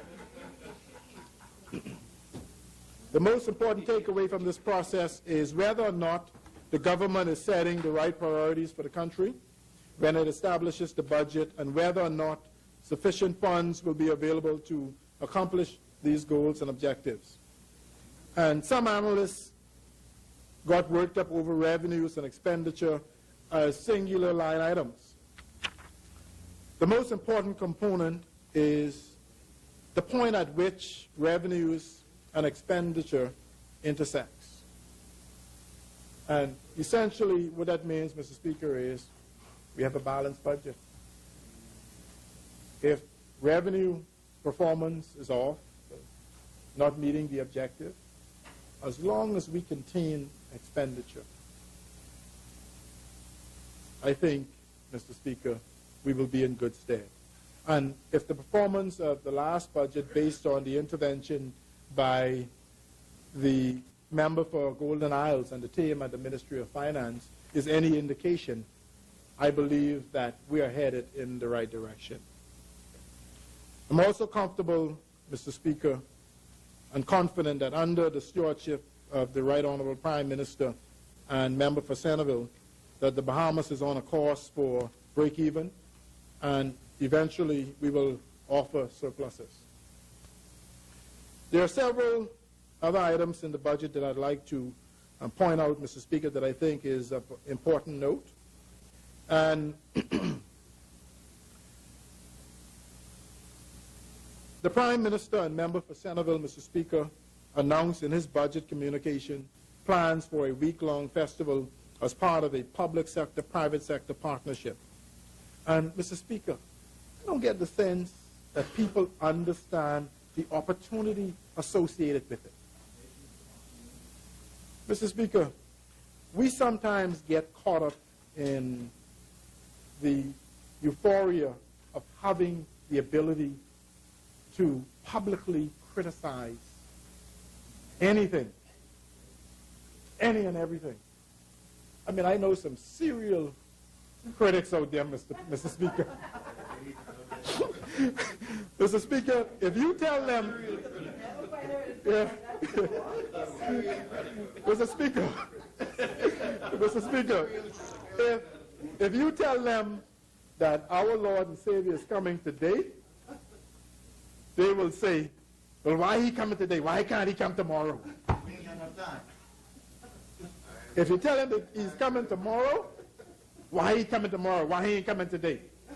And these will be the same individuals, Mr. Speaker. What does the Bible say for double money?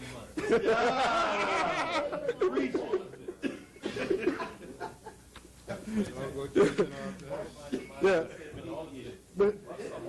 And I listened to all of the arguments, all of the criticism, and the belittling of the idea. Well, let me acknowledge this up front. It may not be a carnival or a Mardi Gras or a festival of that nature, may not be a novel idea, because it happens in Brazil, it happens in Toronto, Trinidad, but it's a novel idea in the Bahamas. We're too close-minded.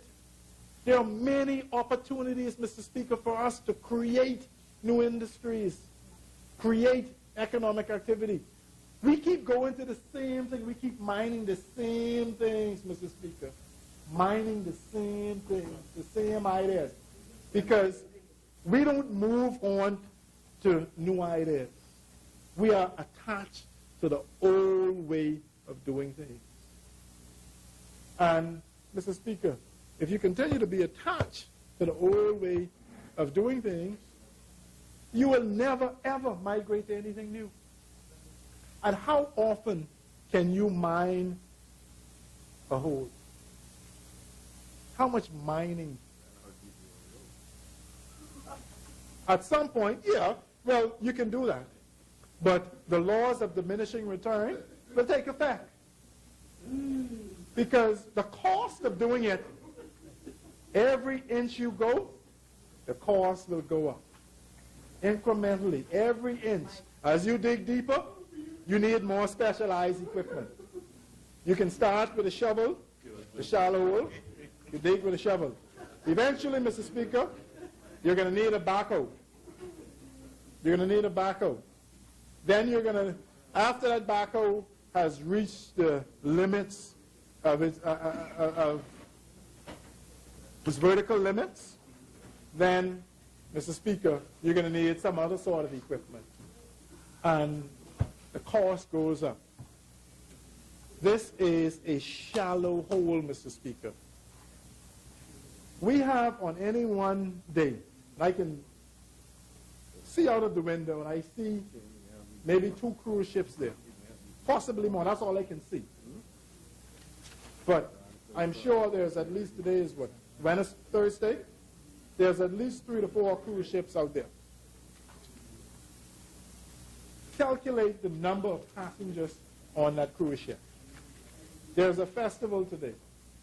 And the individuals who made all of the costumes have the ability to go to the cruise lines. The Ministry of Tourism has the ability to say, we're having this week-long festival. You have 7 ships coming to the port of Nassau, Prince George Wharf, over the next 7 days, a ship a day. You're carrying 4,000 passengers on that ship. We want you to sell costumes. We want you to partner with us to promote this on your ship. That's captured clientele, Mr. Speaker. Do the rudimentary maths on that, Mr. Speaker. Costumes for something like that would probably retail for maybe $100, $150. You got 7,000 passengers out there, captured clientele at the cruise lines, and I can tell you, the cruise lines can sell snow to an Eskimo, and they can sell it at whatever price they want. Currently, I think our average spend by a cruise passenger coming into the port of Nassau is what, about $65, $70? $70. So imagine the opportunity to significantly increase that spend over a 7-day period. That's millions of dollars. And for an investment of $1 million. Why isn't it that easy? It's easy. No. They don't have to change their... Look, I have a business that do business with all of the cruise... How to business? Yeah, how to business. That do business with all of the cruise lines. I'm out of it. Presently, I'm out of it. My kids own that business now.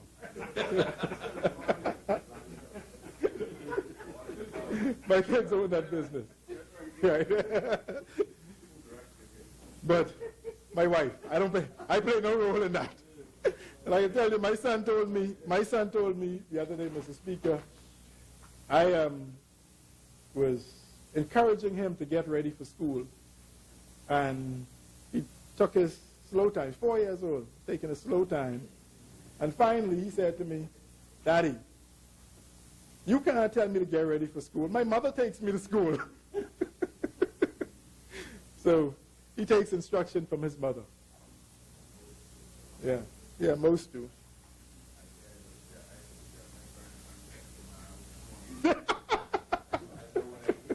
Right. But just to close off this point, Mr. Speaker, there is tremendous opportunity for the Bahamas to have immediate benefits from this. It's not as difficult as we think it is. Yeah, we will have to attract some stopover visitors for the benefit to flow wider throughout the economy. But there is some low-hanging fruits that are easy for us to pick. Mr. Speaker, the other area that I'd like to focus on is the agricultural school and greenhouses and the commitment that the government has made to developing an industry that largely over the years has not been modernized outside of a few individual efforts. The greenhouse located near the airport, one of the most significant investments in agriculture in the history of the Bahamas. I think that was pegged at around $50 and $70 million. But, Mr. Speaker, I'm a strong proponent of agriculture as one of the most expandable opportunities for economic development. Make no mistake about it. The amount of money we spend on food imports, if we can develop this domestic agricultural industry, you would be surprised at what that can do for this economy. When? And I think the program, the agricultural school, will give us the technical capacity, and it will give us the experimental capacity to look at what we can grow, what we can do well, what we can provide the import substitutions for. So I believe that we are well on our way, and it's a serious commitment that the Prime Minister and our government has made to developing agriculture in this country.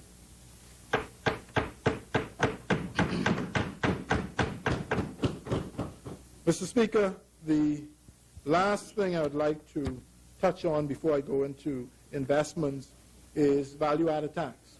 Now, I spoke earlier about the serial critics and opposers, Mr. Speaker, and what I found interesting, when the white paper for value-added tax was launched, there was an individual that immediately jumped on it. It's a bad idea. It's going to destroy the economy. It's not good for the Bahamas.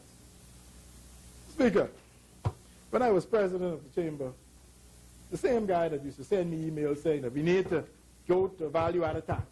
We need value-added tax. You need to push the government on value-added tax. So I picked up the phone, I called him. I said, you were a strong proponent of value-added tax. What happened? He said, man, I had a chance to really review that, and that don't make no sense. I said, which aspect of it did you review that didn't make any sense, that's different than your original analysis? You know, essentially, that is exactly what it was. The politics of politics, not the politics of solutions. Yeah. Mr. Speaker, I promised that I would stay within an hour. We have a short day today. I'm halfway through. Yeah. Mr. Speaker, I want to speak a bit about investments.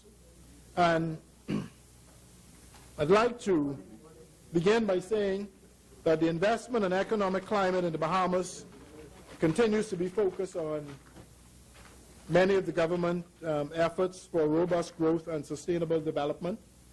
And as the Right Honorable Prime Minister and member for Centerville communicated last year, and I will quote, I will read that, my government is firmly committed to an aggressive plan to transform the Bahamian economy and society for the benefit of all Bahamians. A vital component of that plan includes promoting additional foreign direct investment across the country, and particularly in Grand Bahama and the Family Islands. Despite the incomparable economic and financial crisis of the past 5 years that has resulted in a slowdown in foreign direct investment worldwide, the government has made progress with concluding potentially substantial investments that, when completed, will facilitate the continued development of the Bahamas. And during the past budget year, there have been a number of investments in tourism projects on Grand Bahama, Bimini, and Abaco. Mr. Speaker, I would briefly run through several of them and highlight the significance of those investments. And I'll begin with Grand Bahama. And the Minister of Grand Bahama can attest to the fact that I've spent just as much time focusing on Grand Bahama as I've done everywhere else. Intense focus. Every investment mission that I've been on, I've invited the Grand Bahama Port Authority and others to travel with us. And the first major opportunity for economic growth and development came as a result of signing an agreement with Hutchison Whampoa and Sunwing, which is a division of TUI, which is the world's largest tour operator. And in a meeting 2 weeks ago in Grand Bahama, we met with the new executives of Sunwing that have already started the renovation project to the current resort. They started the back of the house renovations and were finalizing documents to go to tender for all of the major works. Mr. Speaker, this is significant and historical for a number of reasons. One, we've increased the viability, the probability of this venture being viable by partnering with an entity that knows exactly what they're doing and they have their own resources. They don't need the bank to assist them. Sunwing is a vertically integrated tour operator. They operate their own hotels, they fly their own airplanes, and they run their own tour company. So at every stage in that chain, they have complete control. They don't have to rely on Delta to bring the people in for them. They don't have to rely on Expedia to sell the hotel rooms. And they don't have to rely on a major hotel brand to drive people to them. They bring their own people. My understanding is that they take 250,000 people to the Dominican Republic every year and 100,000 to Jamaica. So this is huge and industry-defining for the Bahamas tourism product. In addition to that, the Prime Minister has on a number of occasions spoken about Bimini and the fact that Bimini Bay Resorts World is now taking over the management of Bimini Bay, and Resorts World is a Genting company.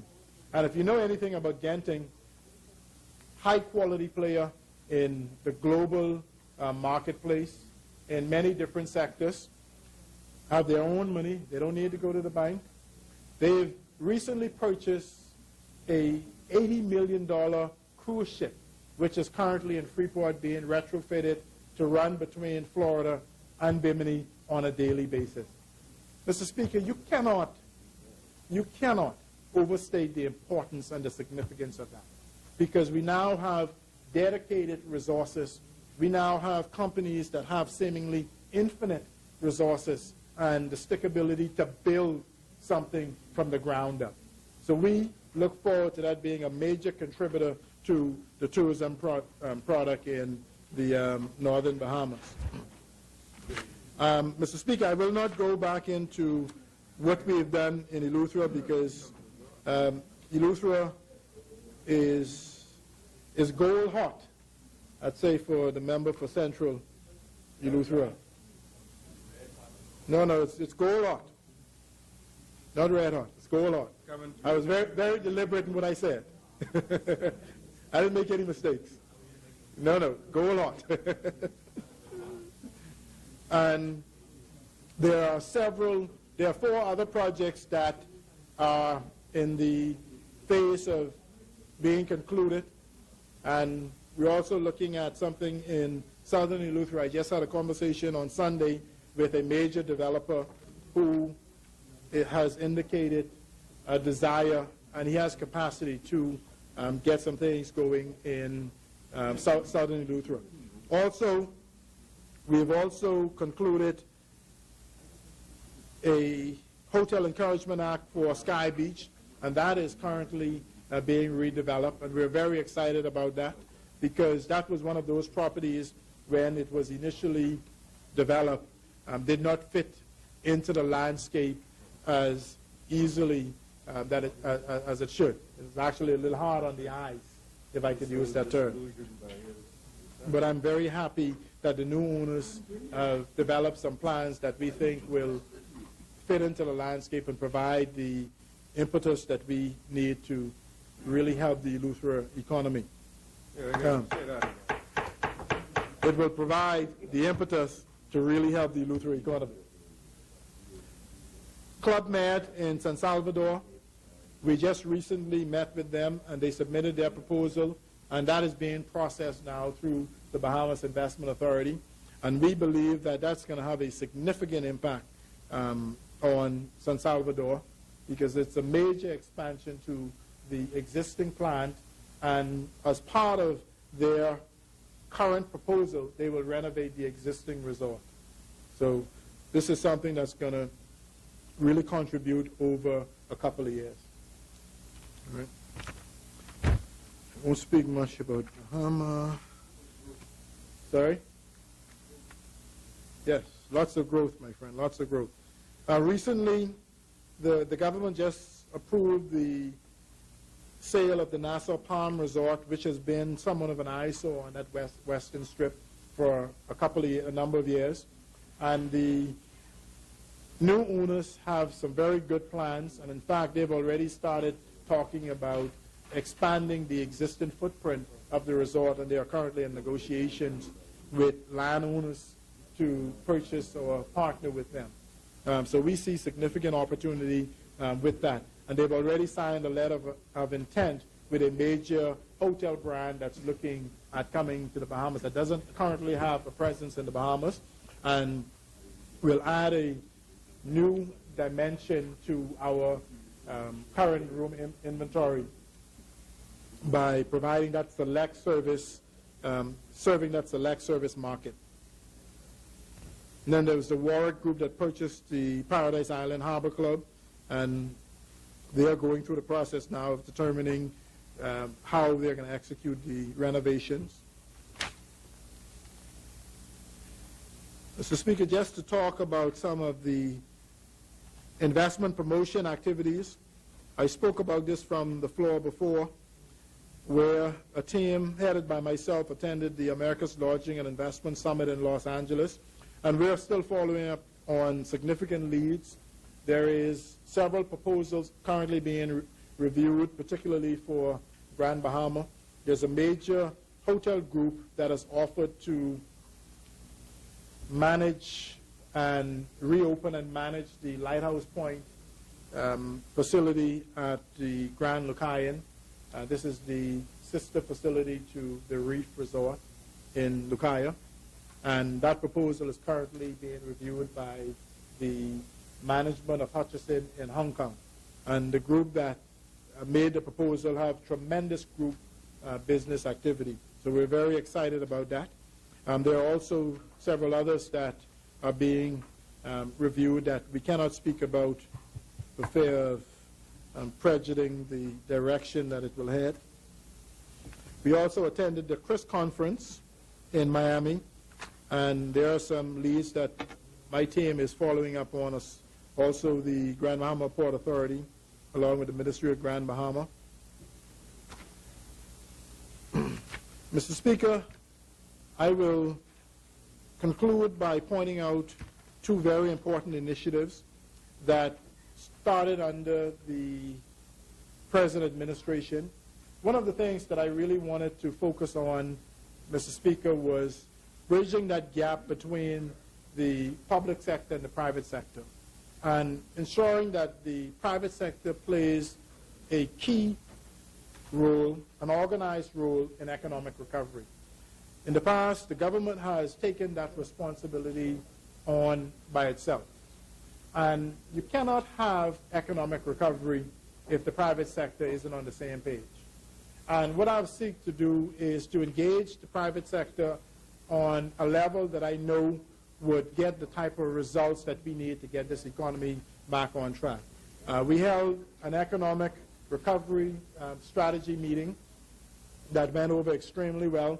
Subsequent to that, we partnered with the IDB to launch the Caribbean Growth Forum Bahamas chapter, which is an entity that is designed to provide a structured approach to private sector, public sector interface in the goal of economic recovery.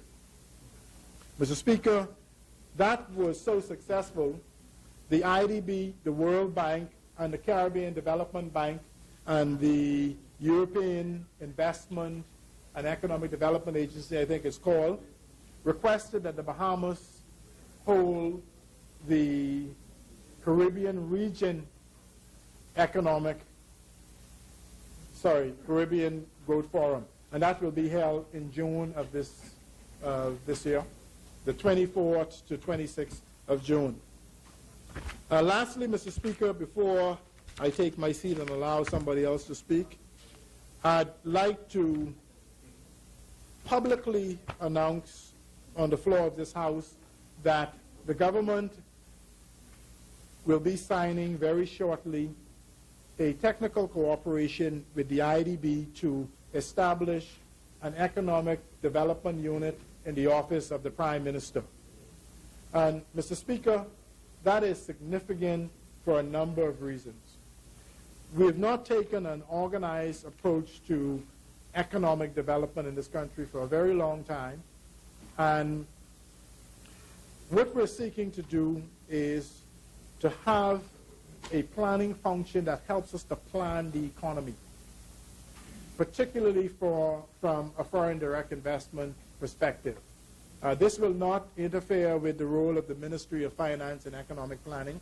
What this does is provide us with the capacity to understand what the influences are to grow different industry and to manage different industry, to get what we want out of this economy.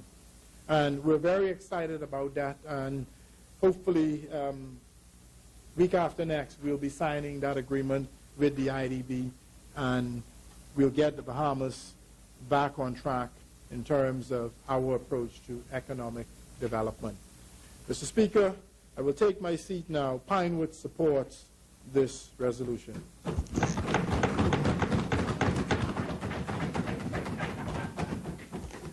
Thank you, Honourable Member. As many. The Chair recognizes the Honourable Member for North Eleuthera. Thank you, Mr. Speaker. Mr. Speaker,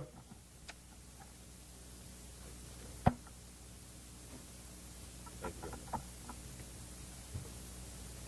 Mr. Speaker, I rise on behalf of the people of North Eleuthera once again, for I'm very proud to say that I represent and live in that constituency to make a contribution to the 2013-2014 budget. Mr. Speaker, before I get into the budget, it's my understanding that there was an altercation last night between police officers, defense force, and residents in Bimini. It's my understanding that the police was hit with several stones and was taken to the clinic. At this time, I'd ask the Minister if he has an update to provide on the condition of that officer. No? It's with hope that everything goes well in that matter itself, Mr. Speaker. Mr. Speaker, also, if you would allow me, today is, with your permission, graduation day for the students in Harbour Island all age, the senior students. In fact, that graduation has taken place as we speak at this moment. And so with your permission, I'd like to extend my congratulations to that class of 2013 in Harbour Island, to note that I'm very proud of their success. I wish I could have been there for the commencement service today, the graduation service. As I note, it's taking place at this very moment as I speak here. Also yesterday, Mr. Speaker, there was the K4 graduation in Hatchet Bay All-Age School. And I certainly wish to congratulate that class as well.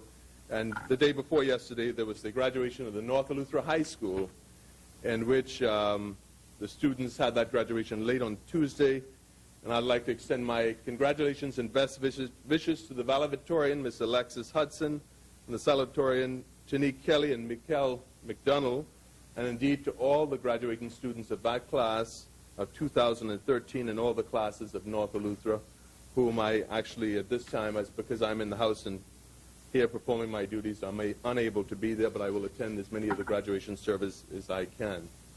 Mr. Speaker, with the current resolution and the new resolution before us with the budget today, the government would have borrowed about $1.1 billion. Not million, Mr. Speaker, but billion since taking office. I repeat, almost $1.1 billion, not million. Mr. Speaker, when the current administration borrowed $504 million during the last budget, they blamed the former administration. When they borrowed $100 million during the midterm budget just a few weeks ago, or midterm report, just a few months ago, they blamed the former administration. Now we're starting to get the point there. Today, and with this resolution, with the borrowing of some $465 million, guess what? They're blaming the former administration. Yet they said they were ready on day one. Ready on day one. Blaming the former administration. Mr. Speaker, my question is, when will they stop blaming and start doing? My thoughts is 3 years from now, will they still be blaming the former administration? Or everything they get the blame. Everything, Mr. Ingram, you always hear Mr. Ingram's name, the former Right Honorable Prime Minister, former member of North Africa. New government, you've been in office now for 13 months. Not day, this ain't day one, this 13 months. And you're still blaming a man who's no longer in this house. Get to the job, do what you have to do, and continue working for the Bahamian people. Mr. Speaker, should we not expect to see something for the money that has been borrowed? The Bahamian people deserve and want to see how the money was spent by the government. And what all the promises and the campaigns and all the stuff that they said they were ready on day one to do. Almost $1.1 billion later, and still, Mr. Speaker, no real reduction in crime. No 10,000 new jobs. Almost $1.1 billion later, no successful mortgage relief program. No national health insurance that was promised in the first year. No purchase of BTC. But what we do see in this current budget, Mr. Speaker, is new taxes, more taxes, and even more taxes. Mr. Speaker, I remind the Bahamian people, when the F&M borrowed money, the people were able to see and feel what they got. Mr. Speaker, we got in North Eleuthera, for example, new roads. The road to Preacher's Cave. For the first time, persons and tourists were able to visit that historical, they were able to go to that historical site without thinking they would break up their SDs and their cars and drive into that cave smoothly. Mr. Speaker, we got the 3-Island Dock. We got the James Bay Dock in North Eleuthera as well. And that's finished. It looks very nice, I must say. Right out to the end of the dock, there's a nice pavilion where passengers can wait on their ferry boats to go to Spanish Wells. Also in North Eleuthera, we got a water plant in Curran Island. Got new docks in Curran Island. A dock in Hatchet Bay. And in fact, when the leader came to visit, when the great leader of the opposition came to visit with a team in North Eleuthera a few months ago, we went to that pavilion and that dock in Hatchet Bay, right on that safe harbor, in the famous harbor, Hatchet Bay. We went right out there and took a few minutes break, and when the leader of the opposition, the member for Kalani, and the team of members of the opposition, and Eleuthera was happy to have them. But the point that I'm making, Mr. Speaker, is we went out to that great dock in Hatchet Bay in that safe harbor that was built by the Free National Movement. Mr. Speaker, we can't forget the 52-week program. I know we always throw that around. People always try to find reasons why it shouldn't have been and should not have been. The reality is whatever program it was that employed people, in North Eleuthera it employed single moms, persons who couldn't pay bills, and certainly persons now, when I go home in North Eleuthera, they now complain to me because they don't have employment. They're underemployed and unemployed and can't pay their bills. They were the only persons in their home that were making funds, that were bringing funds to pay for the family and to keep the bills going, to keep their homes, Mr. Speaker. So we can't forget the 52-week program. Surely it might not have helped us personally in this House, but it helped the Bahamian people that needed it. Mr. Speaker, we can't forget the Jump Start program.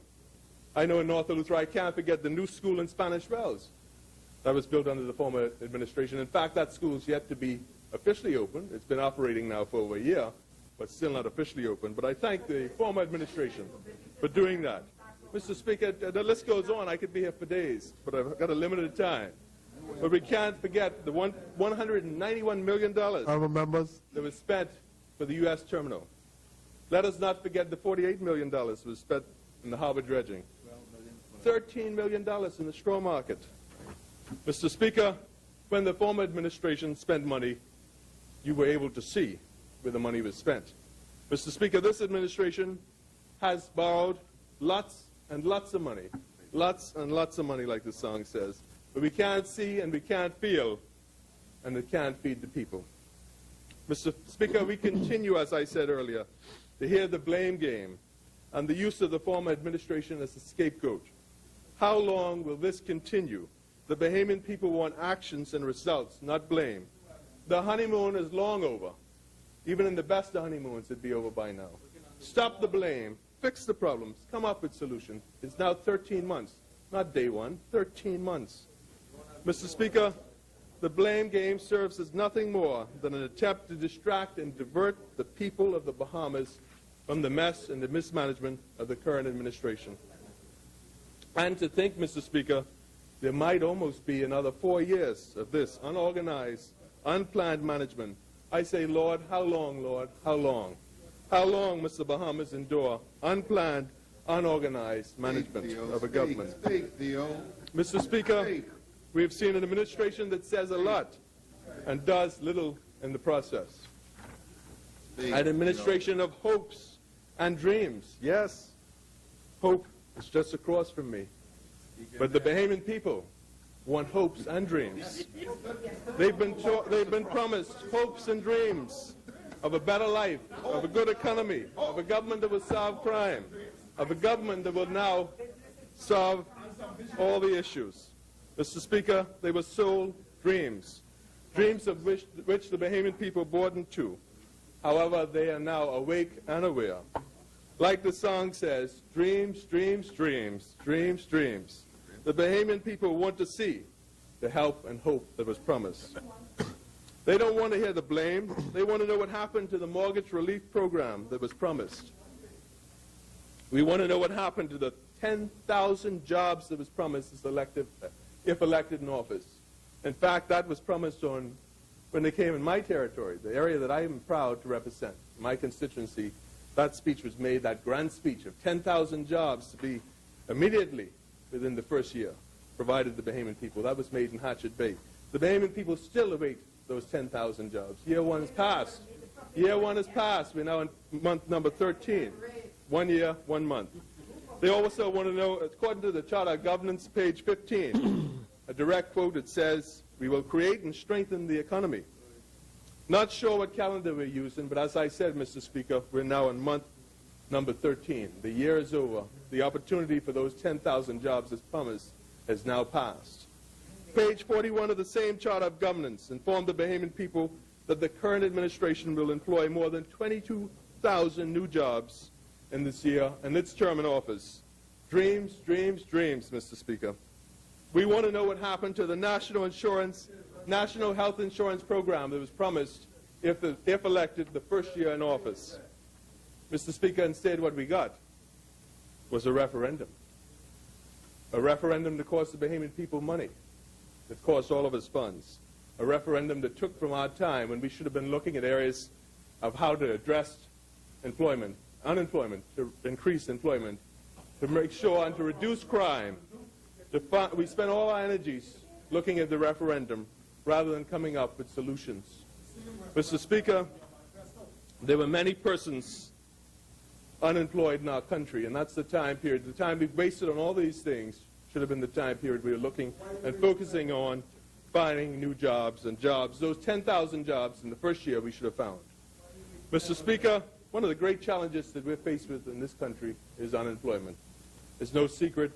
The last stats I have is the semi-annual labor force survey that was conducted by the Department of Statistics, and I quoted this before, but that's the last statistics we have, and that was November 2012.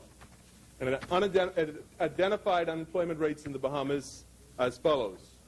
At that time in Grand Bahama it was some 18%, Nassau 13.1%, in the Bahamas overall 14%. The youth, Mr. Speaker, at that time was some 30.7%. I'm not sure where these stats are today. In fact, I understand the youth unemployment rate might be higher. And that's the greatest concern that I do have, Mr. Speaker. So the youth around 30% is what I'm told. Yet on the other hand, Mr. Speaker, what we've gotten since the new administration has been elected in office is the largest cabinet in the history of the Bahamas. All with new cars, we've seen the significant number of seniors rehired into senior and well-paying jobs, Mr. Speaker. And the member that spoke before I did, the member for Pinewood, when he spoke, he said he blamed the former administration, and he quoted that during the budget of 2009-2010, the former administration made certain cuts to the budget. What the member failed to say and to remind the Bahamian people was, yes, Mr. Speaker, the administration did make the cuts. One of the cuts that the administration did do in that budget was to cut the salary of the Prime Minister of the country. They cut the salary of the cabinet ministers, and they cut the salary of the members of parliament. They started with themselves. So they realized the need to cut, and they cut their own salaries. Mr. Speaker, we hear lots of talk about a new generation of leaders. Yet all we see is the same old faces resurfacing over and over again. Yet we say we believe in Bahamian people. Some unemployed young persons, as I noted, about 30%. Yet we say we believe in young people. Mr. Speaker, I can speak firsthand for the persons of North Eleuthera, where many people are working a few days a week. They're underemployed at this time at the hotels. They're making very little money, and it's difficult for them to pay their bills, to keep the lights on, and to feed their families. Now, I don't want to say that this is something unusual. This is a cycle that usually occurs every year. This is a cycle that usually occurs every year, but at the current time, during the summer months, these employees now find themselves underemployed with difficulty paying their light bills, feeding their families. Mr. Speaker, our people are hurting. That's the bottom line. Mr. Speaker, when we take a closer look at the budget, one will observe that the overall revenue to be gained from passports are projected to decrease by $258,270. Is this a suggestion that less Bahamians will be getting or able to afford passports? Mr. Speaker, on the other hand, we're told that construction is on the rise.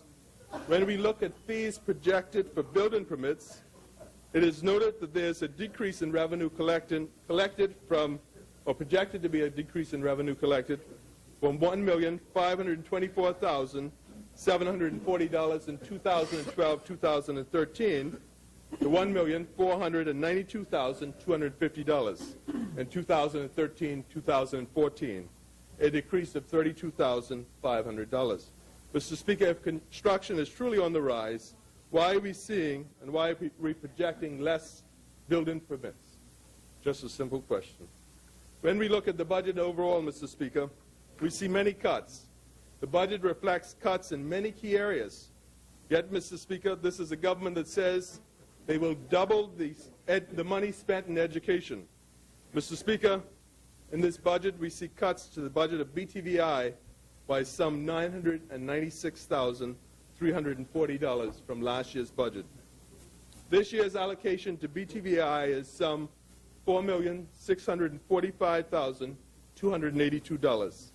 Sadly, Mr. Speaker, this allocation is even lower than that of the 2009 allocation for BTVI when it was $5,038,261. And to think this is the government that promised more in education. Again, dreams, dreams, dreams. Mr. Speaker, we see a cut to the College of the Bahamas budget by $3,499,454. And the amount allocated is $21,495,089. Once again, Mr. Speaker, sadly, this is much less even than that of the 2007 budget, yet at the time when we say we're doubling the spending in education. Again, dreams, dreams, dreams, Mr. Speaker. In this budget, we see cuts to COB. We see cuts to the Ministry of Education, to BTVI. We see cuts to local government, to civil aviation. Yes, and indeed, we see cuts to the Department of Meteorology as well. Imagine, Mr. Speaker, at a time when we've seen so many freak storms, and the member before me just spoke of the major flooding that we had in the capital just last week or the week before. And at a time when our country's faced with all these issues, nature issues, we have now decided to cut the budget for meteorology. Mr. Speaker, as we speak, South Florida is bracing for tropical depression, yet we cut the budget on meteorology.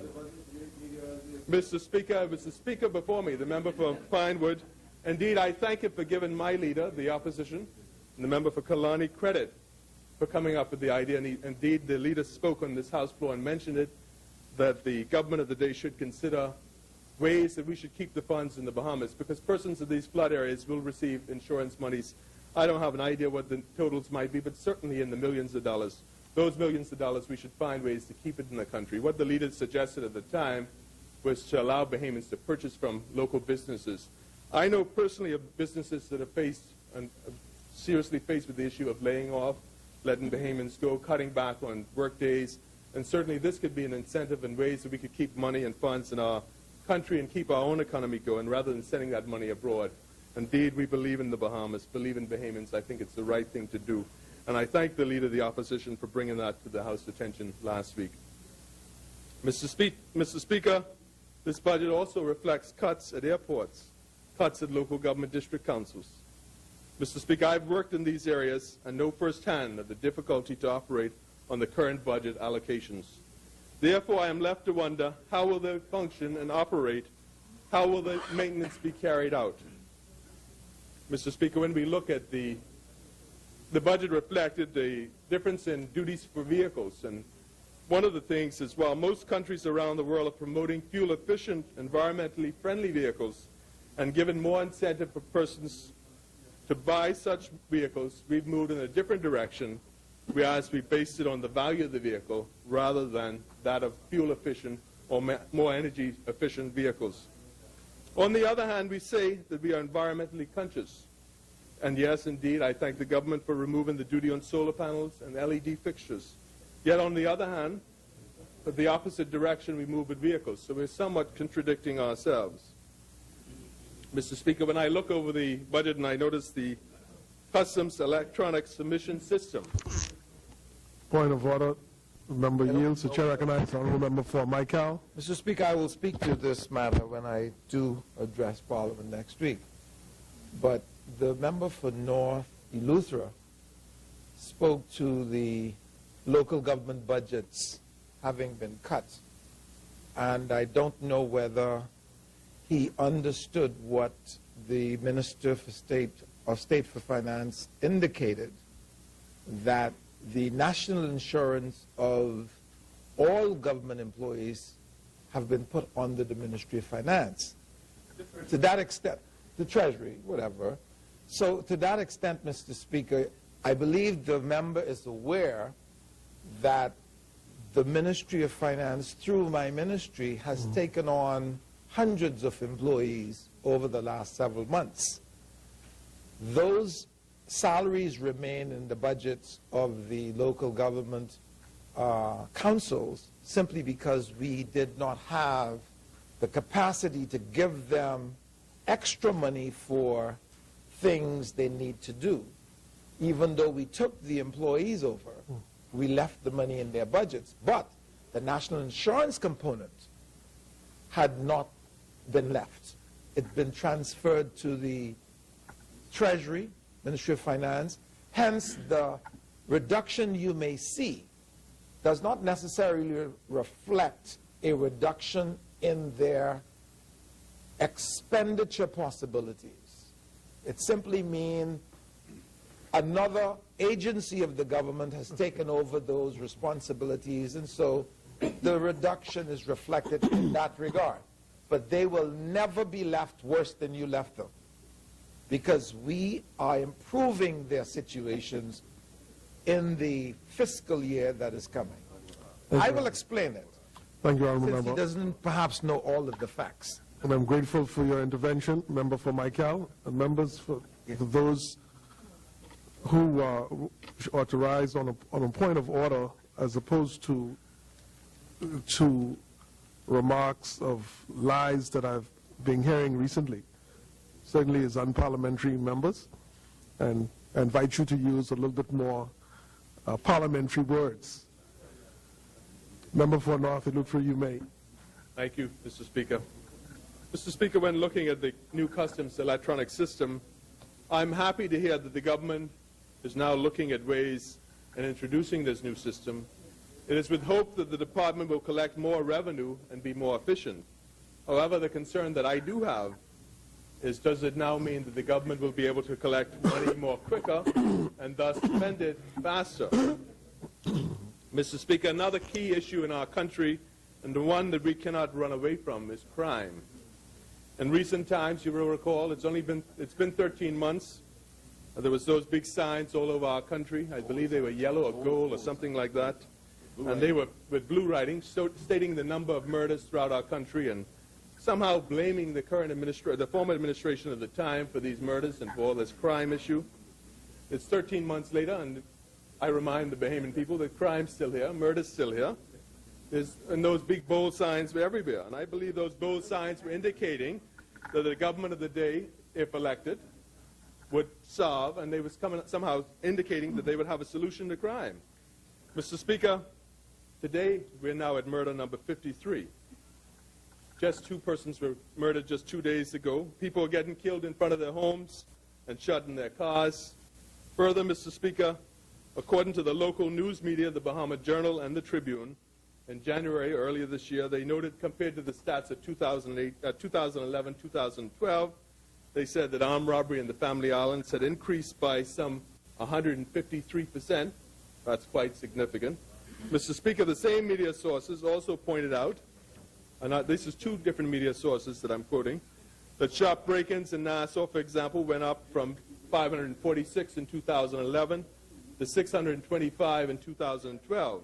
And that indicates an increase of 14%. On the other hand, murder in Grand Bahama increased by 22%. This is a government that says they will solve crime. While overall armed robbery increased by 10%, from 998 in 2011 to 1,099 in 2012. Mr. Speaker, even more disturbing was that of the attempted murder, increased by 58%. There were 111 murders in 2012, and as I indicated, as of today's date, and the numbers that we have as the public has been given to the public, is the murder, the current count is 53%. 53, sorry, 53. And Mr. Speaker, in 2012, there was 1,332 stolen vehicles, 309 burglaries, 971 shop break-ins, 97 rapes. Mr. Speaker, when looking at the issue of crime, the State Department notes to its traveling public, and I quote, "The Bahamas has a high crime rate. New Providence Island, in particular, has experienced a spike in crime that has adversely affected the traveling public." This according to travel.state.gov.travel. Mr. Speaker, just a few months ago, we've seen the casino get robbed over Atlantis and Paradise Island. Tourists are getting killed. We got a tourist that was killed downtown just a few weeks ago. And tourists just last week that was robbed in front of the Royal Towers of Atlantis, Mr. Speaker. Who would have thought the Bahamas would have seen such crime? Mr. Speaker, the government has said that they would stop crime, yet since they've been in office for now over a year, 13 months to be exact, there's increases in the areas that I mentioned. What about the decrease? Mr. Speaker, as noted, the Charter of Governance, page 15, and it's a direct quote, "We will build a safe Bahamas, reducing crime and violence." And I guess that was the reason why we've seen those big, bold, yellow or gold or whatever signs they were with the blue writing all over the Capitol, all throughout the islands, indicating that this would be the government that we will build a safe Bahamas, reducing crime and violence. Perhaps the article in the Tribune explains it. According to the Tribune of May 28, 2013, violent crime went up by 1% against last year's numbers. Also, armed robbery increased by 13%, and attempted robbery increased by 57%. And this is a direct quote. When questioned about the decrease in figures reflecting the high volume of shooting in New Providence this year, police officials explained that some shootings were classified as causing harm.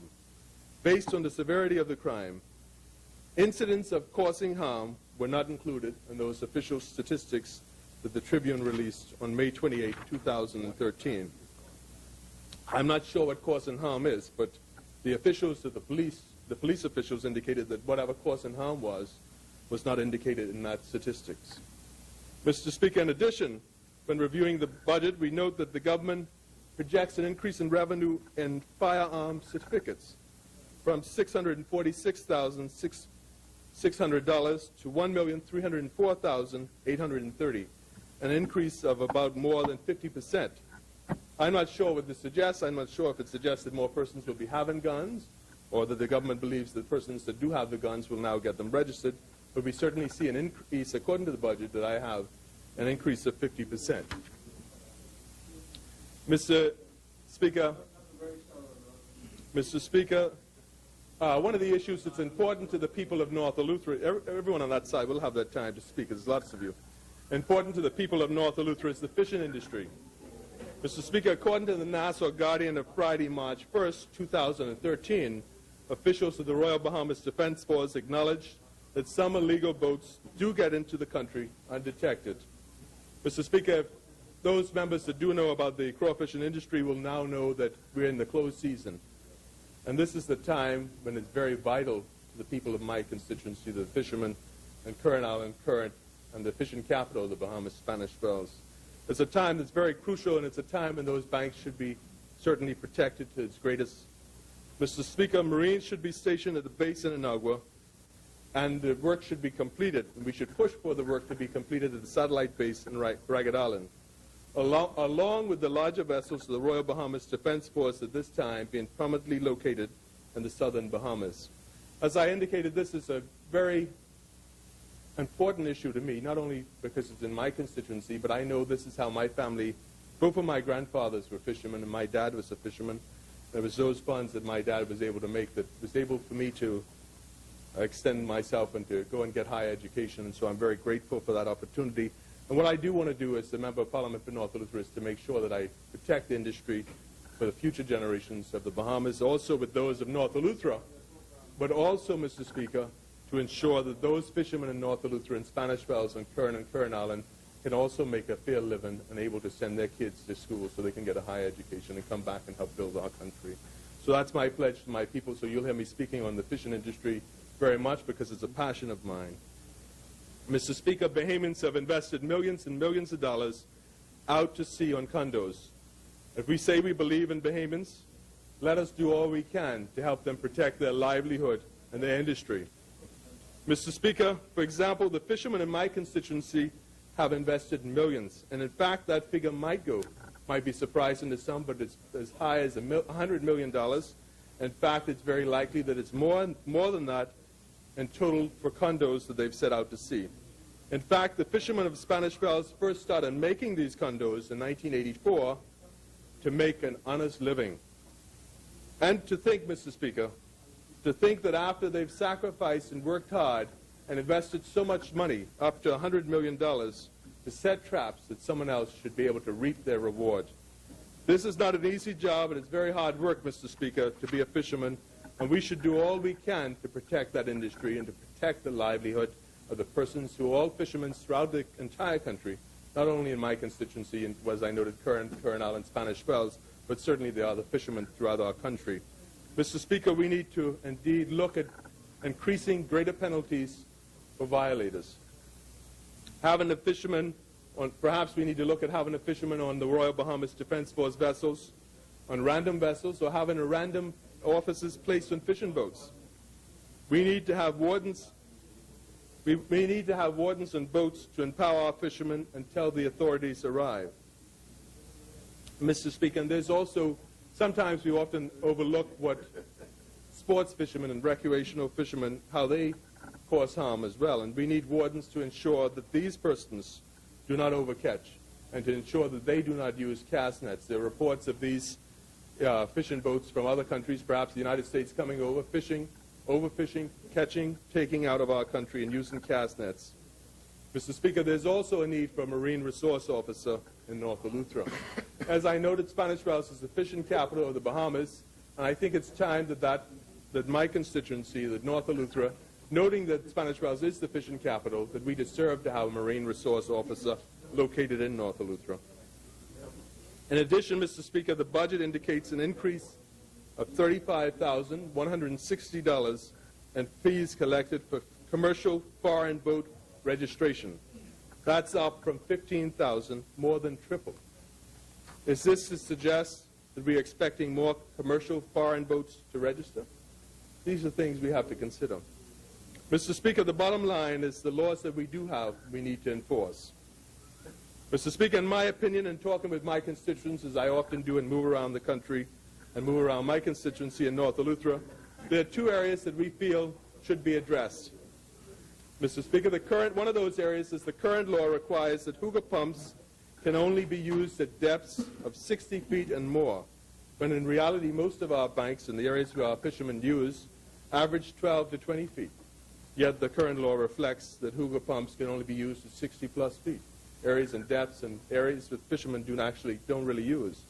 So as noted, the banks that most of the average fishermen use are somewhere between 12 and 20 feet. So our laws, I think, should reflect that. In addition, Mr. Speaker, in an effort to protect the industry and to believe in Bahamians, I personally believe that the commercial fishing should be limited to Bahamians only. We say, That's the case, though. we say, It's the law. no, it's not only Bahamians, sir. I'm telling you, it's the law. Now, anybody... Yeah, you can stand, and I'll correct you.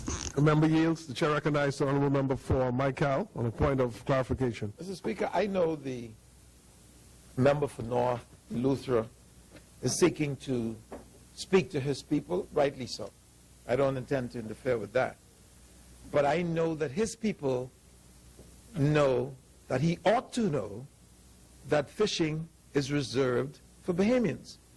Any non-Bahamians fishing other than sports fishermen is obviously considered a poacher. And we all in this place know we have a measure of poaching going on. We cannot eliminate it yet, but poaching by foreigners cannot be considered allowing foreigners to fish.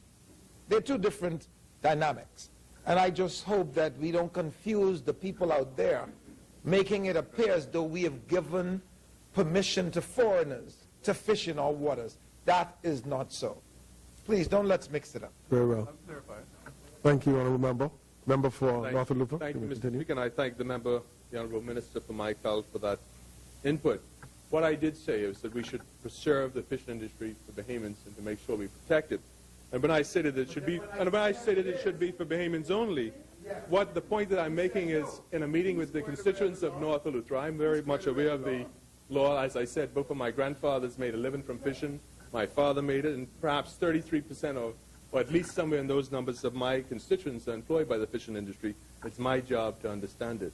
But what I did say, Mr. Speaker, and what they've suggested to me is they're concerned with spousal permits for persons being able to fish on a spousal permit. And so if you're fishing on a spousal permit, that doesn't mean you're Bahamian. You're not a citizen of the country if you're fishing on a spousal permit. And that's the point that I raised. And that's a complicated issue. Interesting. Point of order. Chair recognizes Michael, honourable member. I don't want to, and I will resist it in the future a little more. But the member ought to know that the first spousal permit was given in 2008. Just listen, please. In 2008 by his administration. And it was given on a policy direction because the spouse was the breadwinner, married to a Bahamian for over 18 years. And it was allowed because he needed, that was his profession, and he needed to take care of his Bahamian children.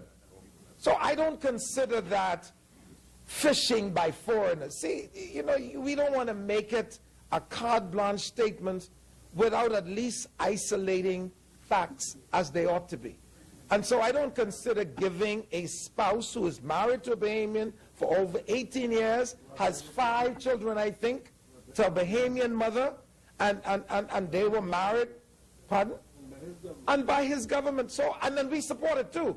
What I'm saying is, Mr. Speaker, I don't want the public to be hearing that we're giving a license to foreigners to fish without some caveats being put in place, because it will send the wrong message that the fisheries industry is no longer preserved for Bahamians. But if a man has been married to a Bahamian for almost 20 years, have more than 5, 6 children, and fishing is his business, fishing is his livelihood, you say, go find something else to do? He is allowed to do it, and I believe that when you check the facts, there may be just about 2 persons, falling in that category of which he now speaks. And so fishing is reserved for Bahamians, full stop. The spousal permit thing, I don't understand why you consider somebody who was married to a Bahamian almost 20 years, he falls into a foreigner being allowed to fish. Very well. And it happened under the former administration watch, and we just supported it. Thank you, Honourable Member. Very well. Member for North Eleuthera? Mr. Speaker, you may continue. And the reality is, as I pointed out when I first started, there you have it. The blame game continues. Mr. Speaker, what I've come here to do, is the honourable member for North Eleuthera to present the case and any issues that the people of North Eleuthera, regardless of what color they voted for, whoever they are, where they're from, when they bring an issue to me, I bring it before this House. And, Mr. Speaker, we did have a meeting 2 weeks ago, a week and a half ago, somewhere, I think it was June 24th, 25th, somewhere there. And this was the main issues that my constituents at that meeting brought up. And the issue they had was the marriage of convenience for spousal permits, persons coming in the country, getting spousal permits, getting married only to get spousal permits to go and fish in the industry. And that's the issue that the people of my constituency had. And that's why I brought it up. The member rises on a point of order. Speaker, unless the member for North Eleuthera could substantiate that people who had been, and I'm using his words, recently married and got work permit as a result of that marriage, he should withdraw that statement. Certainly, I don't know of it, and I don't think he knows of it either. But that's what he said. People got married, got a work permit, a spousal permit, just to get a fishing license. That's what he said. Very well. Thank you. The member also interjects. The chair recognizes the member for Bain and Grandstand. The member. With having been involved in investigating some of these complaints, I find that the people who complain most about foreigners fishing in our waters are people who are actually employing the foreigners on Bahamian boats to fish in our waters. So, so I think that what we ought to do as legislators is ensure that our people are honest with us. Because sometimes they tell us these stories about foreigners in the waters, and we find that they're the ones who are hiring the foreigners. Very well. And it is our intention on behalf of the Defense Force to go and meet with these fishermen where they live, in Spanish Wells and otherwise, so that we can come to some proper understanding about this. But there are people who are sitting down who are saying that these are marriages of convenience. Exactly. And marriages of convenience to which they refer, he's asking, can they give us some examples where this is happening so that we can deal with them? Member for North Eleuthera, I think you recognize the sensitivity of the matter. Yeah. And just for clarity, if as you've said in your presentation, if persons have indicated to you that that is happening, sure, bring some evidence of it so that the members can address it. Or bring it to the authorities. Mr. Speaker, I will move on. But let me just clarify. I'm not saying when it's happening, if it's happened in recent times. The reality is this has been going on for 10 years, the marriage of convenience. We know it's happening. We can't point out the specific cases, but we know it happens. And it happens in all industries. But the reality is we need to deal with it. All of us need to deal with it. It's an industry we have to protect. We need to make sure that it's protected for future generations of Bahamians. And that's a simple point I make. I wish to offer myself to deal with it, to do whatever I can to deal with it. And on behalf of the people of North Eleuthera, I will continue to fight for the issues that they bring to my attention. And that's simply why I brought it up. Mr. Speaker, and I'll move on. I realize that's becoming complicated for some. Mr. Speaker, when we look at the budget, it is with hope that the glass window bridge... Members? We'll deal with that at another time, I'm sure. But, Mr. Speaker, it is with hope that the glass window bridge, when looking at the budget, that the repairs will be carried out to the glass window bridge that's needed. As noted, parts of the railing are still missing from a hurricane previously, and one of the issues I have and concerns as I pass that bridge, and it's quite a large gap, it's probably about 150, 200 feet, and oftentimes we get tourists that stand there, take lots of photos, and they're leaning near the edge, and I just hope that we can do all that we can as a government, as a people, to address that and have that railing repaired. It's a very sensitive area, and it's with hope that it will be repaired in this current budget. It's also with hope that in future budgets, in the very near future, we'll get the glass window bridge that was promised during the campaign. Mr. Speaker, and moving on to education. Education's the main issue for us in North Eleuthera. As I indicated before, my mother was a teacher for more than 47 years. And I'm happy to see that the current administration... That's part of the soft loan from the Chinese. Mr. Speaker, I'm happy to see the current administration has allocated funds to rebuild the Gregorytown Primary School, and this is an issue that I brought up in the House many times from time to time. Also, Mr. Speaker, however, I can say that the people of North Eleuthera are upset and disappointed that the North Eleuthera High School, the building block, is not included in the budget. Mr. Speaker, you will recall that several months ago, we lost 2 classrooms, a library, resource center, and the PE storage room to fire. As a result,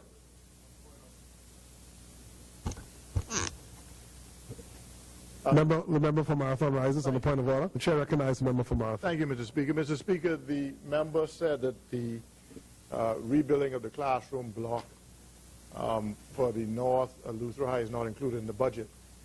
He may or may not know, but in the line item for construction of new schools was the construction of a new Gregorytown school along with some other new schools. Those are the only items that are reported specifically.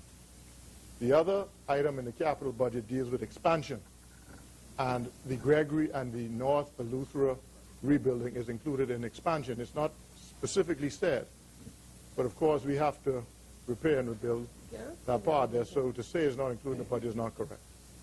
Very well. It may not be mentioned specifically, but it never is. Expansion is never mentioned specifically. Very well. Thank you, honourable member. Member for North Eleuthera. I'm very happy to hear that the minister has indicated, the member for Marathon, that the North Eleuthera High School will be included and will be carried out and repaired in this budget. So we certainly look forward to that. And Mr. Speaker, the member did mention the what he called the expansion and refurbishment of schools. And what I will indicate, sadly, is that line item itself in the budget has been decreased by $834,000. That means decreased by $834,000, but I'm happy to hear that the North Eleuthera High School will be included in that expansion and refurbishment. Mr. Speaker, the Bahamian people were promised an increase in education. Instead, what they've gotten is a budget cut to education and funding to COB and BTVI and Department of Education. Mr. Speaker, as noted, last year we've seen a cut of about 50% in schools for office furniture and fixtures, from $1,591,674 to $844,635. Mr. Speaker, during the budget presentation in June last year, I'm glad you're mentioning that point, I noted that there would be a problem in that line item and a problem to the schools in North Eleuthera because there was a shortage of desks and chairs, and that problem still exists. And so therefore, in this new budget, it's with hope that we will get the chairs and desks that we need, in particular that of the North Eleuthera Primary School. Mr. Speaker, while also speaking of the North Eleuthera Primary School, fencing and development, the line item, I noticed an increase of about $40,000. It is with hope that some of these funds will be used to reconstruct the fence that was there prior at the North Eleuthera Primary School. The minister and I visited that school last year, and we both agreed of the need to reconstruct, the key word, reconstruct that fence on the back of the school itself. The persons in North Eleuthera will note that the school where it's located, and this school's been there for umpteen years, 50, 60, more years than that, but it's right, unfortunately, it's right over a rock cliff on the ocean, and it's a very dangerous area, but we certainly need to work together and make sure that that fence constructed, as we noted we wanted to do last year. Mr. Speaker, and moving on in the area of local government, as noted, there was an act of 1996 that introduced local government to this House, and it was at that time 32 district councils, which we still have. There's several functions of local government that we carry out: road traffic, port authority, town planning. There was an issue with business license. It's with hope that personally, I believe that should be included in the local government functions. I believe the local authorities know best what needs to be done in those areas, and I believe these persons work hard and they understand the need for those areas. They're truly, as I've said many times before, truly the servants, the real servants of the people of this country. And quite frankly, they receive a stipend, most of the council members, of $75. This is no joke and no small matter, and that's no money, quite frankly, no matter how you look at it. So I personally thank them, and I believe all of us thank them for our service, their service to this country and the sacrifice they make to serve their districts and areas. Over my time as a chief counsel and moving around with other local governments, one of the issues they shared with me, and I'm sure they've shared with many of us, is the concern and the thought that they should be raising their own revenue. And raising revenue, because there's a lot of district councils that receive funds, but they raise so much more than they ever get. And I understand the need for that. And I'm not saying that, but I believe if there's some areas that they can raise funds, it'll give them incentives where they can be creative and help this government and help us as a country raise revenue. And I believe that's what we're looking at, ways to raise revenue. I think these persons can be creative and think of ways in their local areas that MPs and most of us might have overlooked, but they're the ones on the ground continually and they can see it. Mr. Speaker, sadly as noted, in the 2013-2014 budget, we've seen major cuts. We've seen cuts to local government district councils. In the district councils, we experienced many cuts. There's an issue of how they will operate. For example, in all of the 32 district councils, none of them have received an increase. In fact, several of them have seen cuts. For example, in Spanish Wells, the council, regardless of how the money's been transferred and figured around, they will receive at the end when this budget's presented to them and taken back to their district councils. Spanish Wells District Council will have $16,000 less. Harbor Island District Council will have $12,000 less. Central Eleuthera, which is also in my constituency, will have $100,531 less.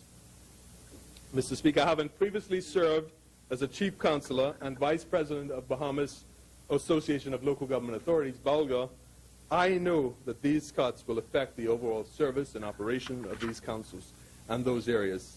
Such cuts will likely affect garbage collection, the cleaning of the edges of the streets, of the towns, the public grounds, the cleaning of the graveyards, and will likely result, maybe, in a cut in staff at a time when people are struggling and need to pay their bills. Mr. Speaker, when looking at other councils in the country, some others that stand out in the major cuts that we see is in South Eleuthera, there's been a cut of $193,000. West Grand Bahama, a cut of $125,550. These are what they will receive. When they receive their budget, this is the amount less they will have than they did last year. Exuma, $99,840 less. Long Island, $73,000 less. Marsh Harbor, $240,800 less. North Abaco, $116,374 less. Mr. Speaker, Hope Town. Mr. Speaker. Member yields. Member for Micah rises on the point. The chair recognizes the honourable member for Micah. Short. Mr. Speaker, I believe I indicated earlier how some of the adjustments were made to the local government council. I go further today and say that there is a reduction in some of the local government council's budget because the garbage collection in certain areas have been removed from the local government council to the Ministry of the Environment. The central government, the Ministry of the Environment. So the extent to which local government was previously responsible for garbage collection in certain areas, and I hope to go into details when I speak. When you see the cut, there's a reason for it. And the reason was only because garbage collection was really causing a lot of problems in some of these islands. They didn't have the money, they didn't have the capacity, and this government thought, well, listen, let's give it to the government. Let the government deal with it. So it's been transferred from the local government budget to the Ministry of the Environment's budget, and they will now be responsible for garbage collection in certain areas, not all, in certain areas, so that landfill will be a substitution now than it used to be for trucks taking garbage to a dump site. So most, like Marsh Harbor, for example, will be now managed by the Ministry for the Environment, and a landfill garbage compacting will take place rather than a truck dumping somewhere. So that's the reason for the cut. It wasn't because the government is seeking to give them less money. There's a caveat to it, and the caveat is explained as I'm trying to do. I'm saying, I'll speak to it. I'm just giving a generic answer. Where you see cuts, it's nothing to do with the reduction of money for them to spend. It is for a purpose. And the purpose, he mentioned Marsh Harbor and I think one or two others. The major problems seem to have taken local government councils by demand. They did not have the capacity to deal with garbage collection in certain areas. But I'll deal with that. Thank you, Honourable Member. I'm sorry. No. He mentioned certain small reductions, and I said that we have taken on some of these people permanently, and the national insurance component was transferred to the Ministry of Finance. When he mentioned Marsh Harbor being cut by, I think, $240,000 or something like that, that's a big amount of money. And I was explaining to you that the garbage collection in certain areas, particularly Marsh Harbor, was transferred from the local government council now to the Ministry of the Environment. Thank you, Honourable Member. Chair recognizes Honourable Member for North. Thank you, Mr. Speaker. And as I indicated, that's head 18 in the budget. I'm only going with what's presented to us as members. That's what I've been presented with. I understand what the Honourable Minister, Member for Michael, is saying, and I thank him for that clarification, but it doesn't specify what's happening and where and why these things are happening, and we'll do that. But one of the other issues and points I have, Mr. Speaker, is the Hopetown Council was cut, or well, I don't know how they've been cut or whatever, but they will receive $83,110 less. And, Mr. Speaker, these were the thoughts of the Council of Hopetown when they were of the belief that their budget would be cut. At that time, they thought it would be cut by 10%, and I direct quote. Whilst we appreciate the challenges that we have confronted, us, we must plead to the government to reconsider such a drastic cut, as it would force us to severely cut back on essential services. This is beyond shameful. If such a budget cut goes into effect, our budget will have to be cut by $55,000. This decision must be revisited. Now, this was a letter I received from the Hopetown District Council, signed by all those members, Mr. Speaker. And this was their concerns and their issues with if they'd received $55,000 less. Unfortunately, I'm saddened to inform them they will receive some $83,100 less. And that's really beyond shameful times 1.5, if you would like to say. It's really, instead of 55,000, it's 83,000. Point of order. The chair recognizes the member for Michael. The member for North Eleuthera has to complete reading his speech. I understand that. He has his speech. It was given to him to read. He has to complete it. But he ought to do it with the specific intention of ensuring that the public understands that the cut in certain budgets for local government was not done to reduce the capacity for them to carry out their legal obligations. That is never going to happen under this administration's watch. I told you that certain areas of their responsibility was taken from them, in particular, garbage collection in certain large areas, like Marsh Harbor, Harbor Island, and a few others, because they had problems that they could not solve.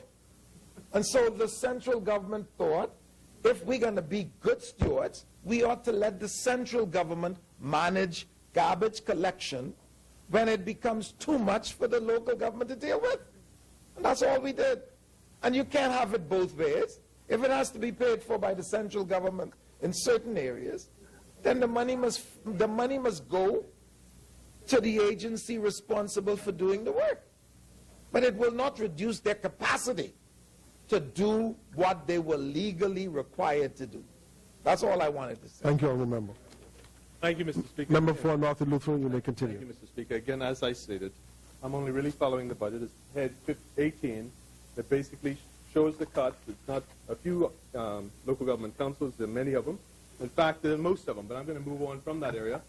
But I'm not ignorant to the fact that's a budget that I've been presented by, and as a member, it's my duty to read through it. I've read through it, and I've listed all those district councils, and that's what it indicates. And I've just indicated, and I'm sure the minister will agree, that regardless of what's happening or how it's happening, those councils receive the amount that I listed less. I'm quoting that and listing that right out of the budget that's been presented by the government. So that's all I'm doing, really. And Mr. Speaker, in local government, indeed, there's also a need for capital projects. And I've said this many times, continue to say it, and there might be, I see there's some capital projects included, and hopefully local government will receive that. I'm an advocate for capital projects. I'm not getting political on this. I've always said that I believe local government that's closest to the people and closest to the people we represent understand the needs of those people and can address it. In my moving around North Eleuthera, for example, I served as I said, as chief counsellor in North Eleuthera and as one of the vice presidents for local government in the country. So I understand the need for capital projects, and I continue to push that, and eventually it'll be addressed. It might be addressed in this budget, but I'm pushing for it because I know there's an urgent need for it, and it will help our areas. In Curran Island, for example, when I moved around there and met with the local government members there, they've indicated the need for repairs to the playground and the cabana in the seaside area. In Curran, the district council member indicated the need for repairs to that dock. In Lower Bogue, the concern with the district council and the town council there is the community center, the seafront area where they have their homecoming, which is a great time there. In Upper Bogue, I'm working very closely with the council member there, and they're trying to establish a community center and library. There's also need. The member rises on a point of order. The chair recognizes the member for Michael. You know, we have one government, and I think I was prompted to say what I'm about to say, and I thank my colleague, the Minister for the Environment. I said garbage collection was in some areas taken out of the local government responsibility. It's not the garbage collection itself. It's the upkeep of the dump sites, the landfill sites, which formerly they tried to do without success. That has now been transferred to the Ministry of the Environment, hence the reduction in the budget. Thank you, Honourable Member. Not the actual garbage collection. I think I gave that impression, and I wanted to make sure I clear that. Thank you for the clarification, Member. Honourable Member. Member for North and Lutheran, you may continue. Honourable Member, I indeed thank you for that clarification. We wouldn't want to give the district councils, because they'll all be getting excited throughout the country thinking their garbage collection will be done by central government now. And so that's a needed clarification. I thank you for that. But the point I was making is with capital projects, and as I said, I'm an advocate for capital projects, these local capital projects, and I encourage the government to look into it. As moving around my area, I noted the settlements and the areas that their interests and their concerns. In Bluff itself, there was their issues and the concerns if they receive capital projects would be the extension of the cemetery. In Harbor Island, the issue they were looking at is the beautification of Bay Street area. Spanish Wells is looking at the extension and repairs to their park. And Gregorytown is the need for their repairs to the Pineapple site, Mr. Speaker. As you will note, Pineapple Fest is coming up, and this is a plug for Pineapple Fest. That starts tomorrow morning. We start Pineapple Fest. We're going to have a great time. There's pineapple eating contest. But the Gregorytown Council itself, yes, I will bring pineapples back, but the Gregorytown Pineapple Festival site itself, that's what the district council there would like to address. In Hatchet Bay, it's the cemetery wall, the dock itself, the restrooms on the public dock, and the graveyard. And speaking with the district council and the local council and JC, their concern is that of repairs to the clinic that they have there. And Mr. Speaker, I know that there's been back and forth with local government and Family Island development. And looking through the budget, as a Family Island member, you know, most of my thoughts go into the Family Islands, in particular the area I represent, North Eleuthera. And I'm left to wonder how serious the government is about Family Island development.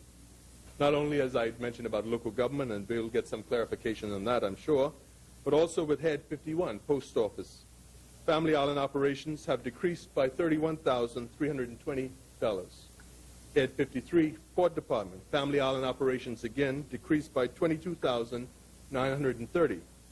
Head 54 on road traffic. Family Island operations decreased by $117,807, more than 33%, Mr. Speaker. And indeed, we heard the mailboats mentioned yesterday, the mailboats mentioned again today, but the reality is the mailboat subsidies have been decreased by $3.3 million. And I know about the mailboat system. I've taken the mailboats many times. The mailboats service these areas, it services North Eleuthera and all these family islands. It's the way that people connect to Nassau, get their freight from Nassau, they send their fruits and products to Nassau to be sold. And it's also, sadly, in the islands like Ragged Island, that's their really only means of transport. I went down to Ragged Island, Mr. Speaker. I've been there twice on mission trips and helping with the Baptist church there. And the only way you can get in there is if you charter a flight. Thankfully, I went with a missionary pilot, and we went on his flight. But an island like Ragged Island comes to mind, and indeed throughout the country with mailboat services. But Ragged Island doesn't have commercial flights. They haven't had them. I don't know when last they had them. Probably never had them in recent times. But certainly that's an island that we should, small, but that's an island that comes to my attention as it relates to mailboat services.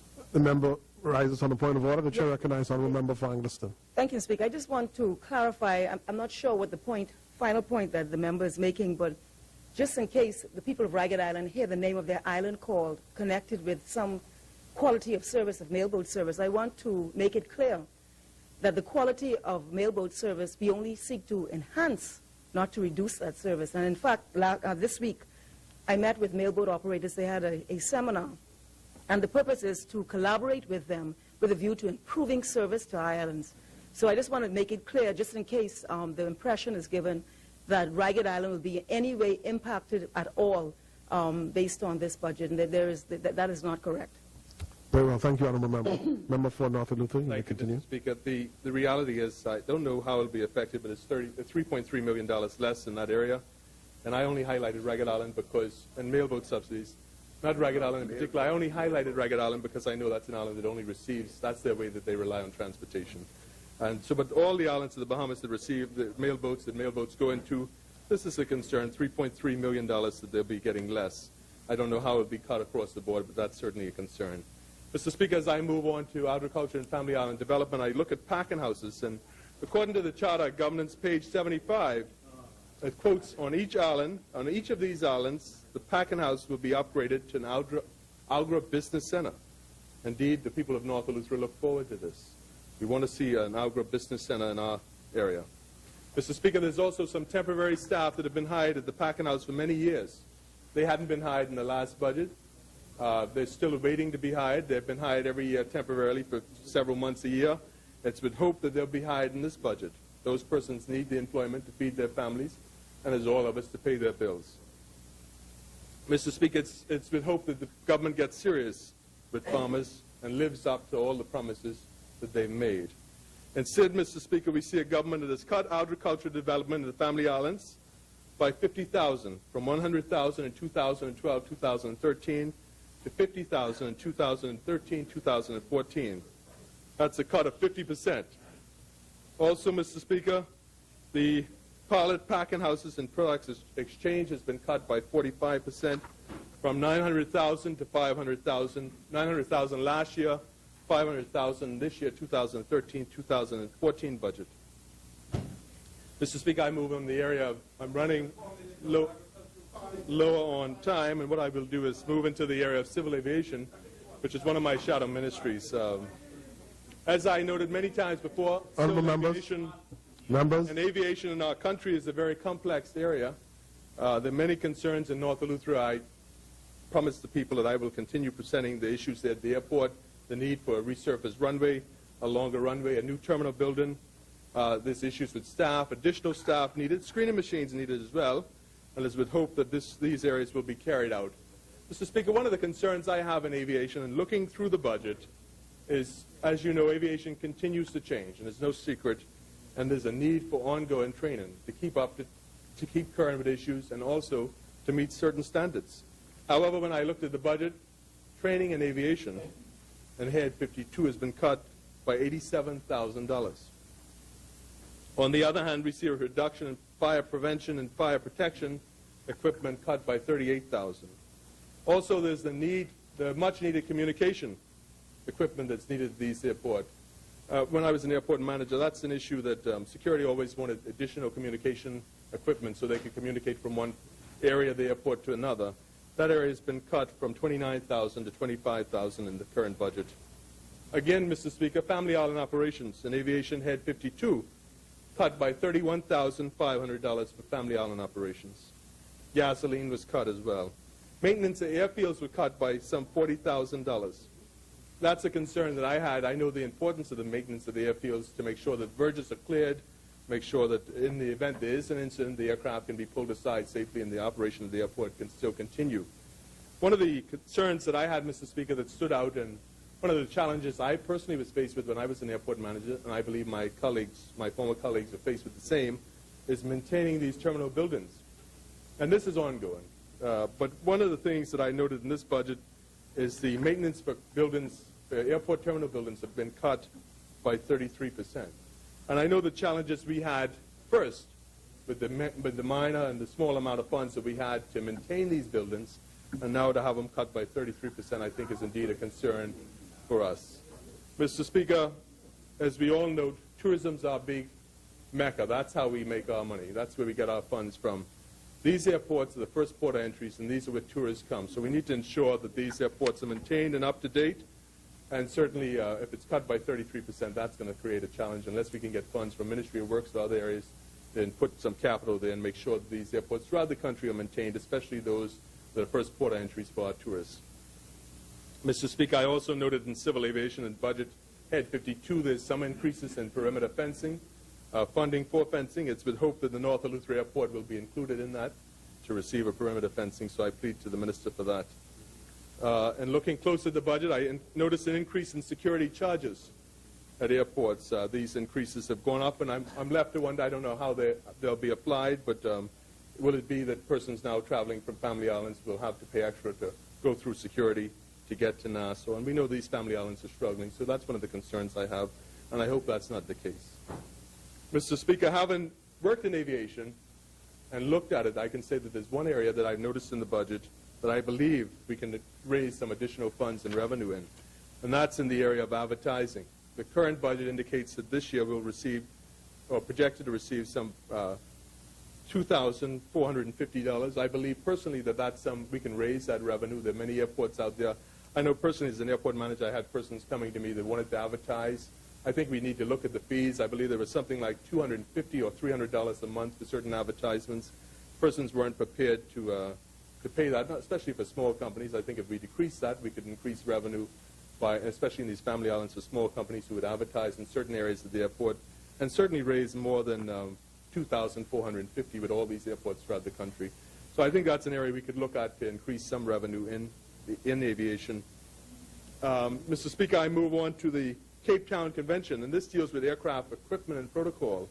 And it's one that allows, this happened back in 2001, and the signatory countries that signed on, it would allow them to, it would allow owners of aircrafts and aircraft parts to go in other countries and get their assets. And Mr. Speaker, this is to help the aviation industry itself that will grow. And another area that will grow is if we decrease the duties on parts and on aircrafts itself.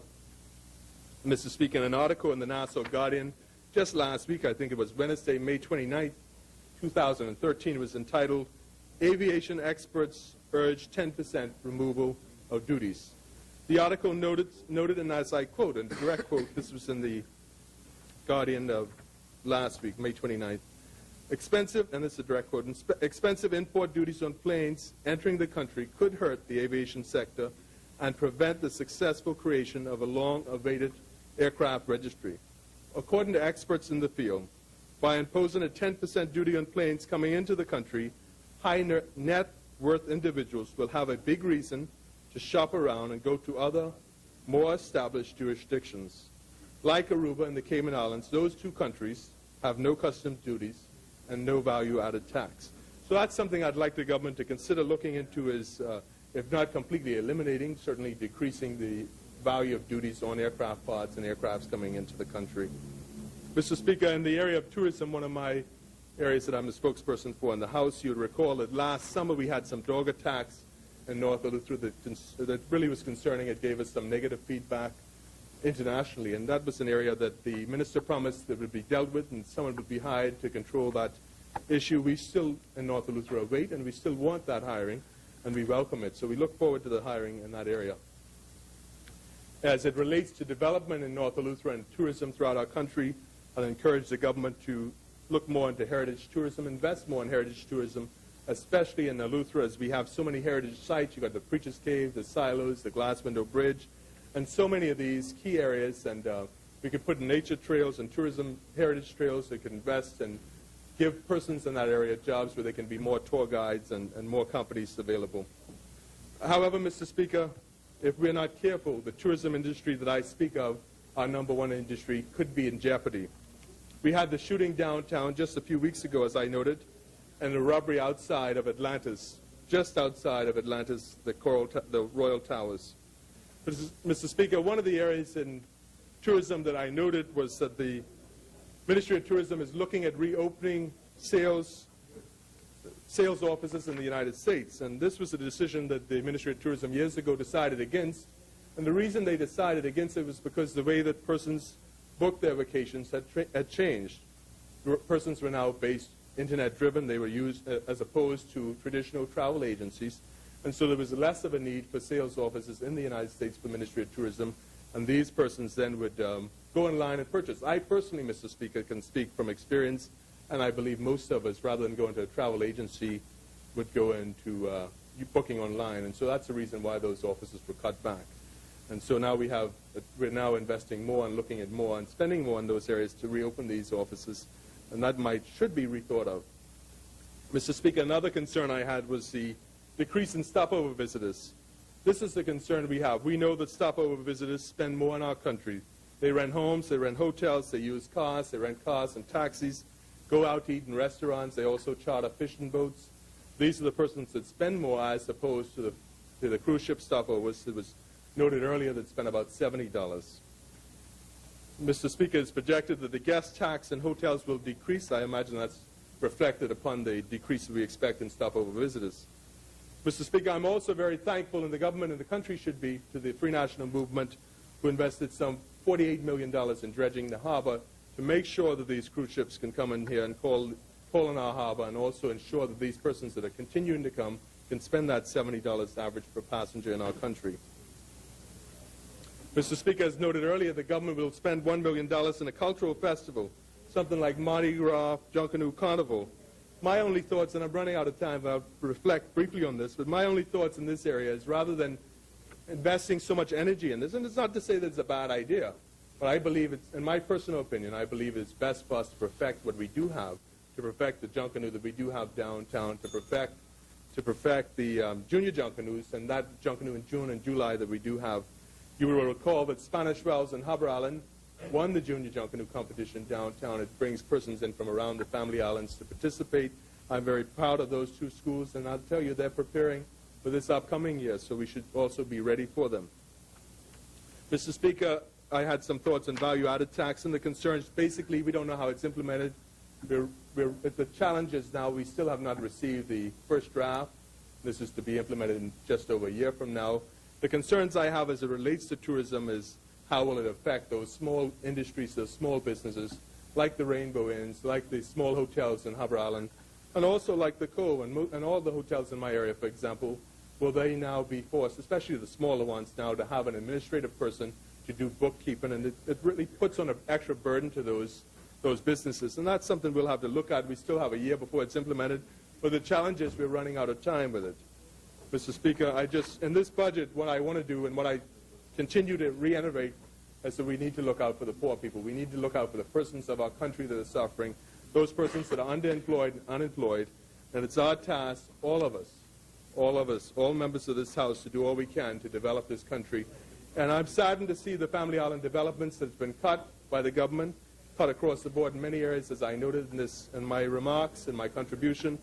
But I continue to do all that I can for the people of North Eleuthera and continue to be their voice and raise their concerns to this Honourable House, and will do so on every occasion I can. With those remarks, I thank you, Mr. Speaker. Thank you, Honourable Member. As many? The Chair recognized the Honourable Member for Seabreeze. Mr. Speaker, I believe that this is going to be the convenient time for us to adjourn. But before we do, I want to reserve my place for Monday. And by Monday, I should be able to leave the Starship Enterprise and the Twilight Zone that I'm in after hearing from North Eleuthera. And I think, Mr. Speaker, such interesting adjectives, yes, I might add. And Mr. Speaker, it'll give me time to reflect. Members. And to try to figure out, Mr. Speaker. Members. And to find my way out of the confusion concerning the opposition's position as it relates to this budget. And so, Mr. Speaker, I wish to preserve my place for Monday. Thank you. Very well. Thank you, Honourable Member. The Chair recognizes the Honourable Member for Baines and Grandstown. Yeah. Mr. Speaker, just want to... The member yields. The Chair recognizes the Honourable Member for Golden Isles. Members? Before we go, Mr. Speaker, and my colleague said that she will deal and help us get out of the Twilight Zone. But just which go, colleague? Mr. Speaker. The member for Seabreeze? For Seabreeze, Mr. Speaker. Well. But, one example of what the Honourable Member for North Eleuthera complained about was in this budget a reduction of $40,000 for the maintenance of airfields. But I would just like to, from the amount last year, we allocated $190,000 last year, and we're allocating $150,000 last year. But I would just like to point out to the colleagues and members of the public that in 2011, 2012, the last budget of that former administration, the amount allocated in the budget for the maintenance of airfields was zero, Mr. Speaker, nothing. And the year before that, similarly, it was zero. So we came in, we allocated $190,000. We saw what our experience was. We made members, and so members. So even adjusting it down to $150,000, what they did last time, Mr. Speaker, was zero. And, Mr. Speaker, I believe that if we go through the litany of complaints, members, I believe if we examine each one of those complaints about what is reduced, we will see that even with slight adjustments downwards, it would be light years ahead of what that former administration spent. $150,000 this year for the maintenance of airfields. The last 2 years of that administration, zero, Mr. Speaker. Thank you, Honourable Member.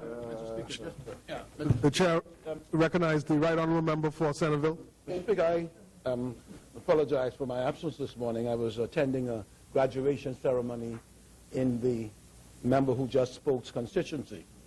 And I tried to represent both himself and, of course, my side. But I think I just wanted to say that with respect to the budget and respect to governance in the country, I know it's important to colleagues to add up numbers. But I want colleagues to know, all right, that in terms of governing the country, we are going to do what is right.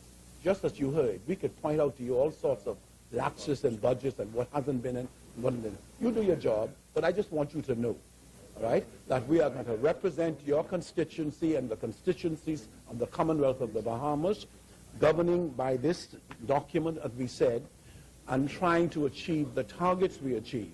And I just want you to know that. And so, Mr. Speaker, it is so good to see 18 graduates. And what I want you to know is 5,000 students approximately will be graduating around now in our Commonwealth, Mr. Speaker. And the challenge for this House of Assembly and the government of the Bahamas is what is their future. And each one of those graduates walking up the aisle in the Methodist Church in Harbor Island this morning was saying, I want to be this, I want to be that.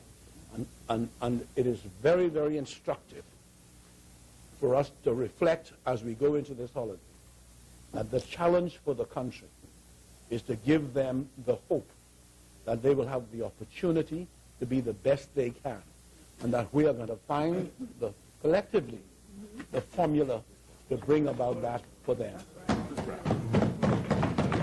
Thank you, right honourable member. The chair recognizes the honourable member for Bain and Grandstand. Mr. Speaker, we've made some progress, though not sufficient in these 2 days, but I move the suspension till Monday, the 10th at 10 a.m. in the morning, and it is our hope that we can move as efficiently or more efficiently than we did today. And I ask the opposition to be ready, please, because it seems like they have, with the members they have a struggle finding people to debate. Get on the ball, man. Get on the ball. So I move the House suspends to 10 a.m. on the 10th of June in the year 2013. Thank you. Thank you, honourable members. Before we pose the question, just want to wish all honourable members a safe and prosperous Randall Fox Labor Day tomorrow. It has been moved and seconded that the business of this House suspends until 10 a.m. Monday, June 10th, 2013. As many are in favor? As many? The chair recognizes the honourable member for South Abaco, South and Central Abaco. Honourable members, there's a member on the floor. Honourable members, there's a member on the floor. As many? Mr. Speaker, I'd like to make a short communication on a situation in Abaco, in Marsh Harbor. A couple of mornings ago, a young man went in his backyard, and there was a cobra snake, very dangerous snake. I think the ministry responsible, they should make every effort towards finding out. So I understand there's some individuals who have snakes, who have brought snakes into the country and are growing these snakes in cages. Some pythons that's up to 10, 12 feet long. And this cobra, I mean, it was a shock to me to get an email showing that, and it was in his backyard, and he asked a child, and I think what he should have done was got a shotgun and shot it. But anyway, for information, and I think the ministry ought to really look into the situation. Thank you, honourable member, for that matter of immediate importance. The chair recognizes the right honourable member for Centerville. Members? Mr. Speaker, that is a communication of great consequence to this country. And I want to be able to, in thanking the minister, indicate that I'm advised that the Minister of Agriculture was advised himself this morning, yes, and has taken action in terms of instructions.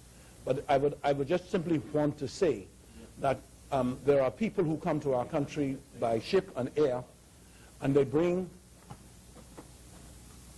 creatures that are not indigenous to our country, and some of them are very invasive. I was on Harbor Island about 4 weeks ago, and I was given in captivity 2 of the largest grasshoppers I've ever seen. And I said, I've never seen these.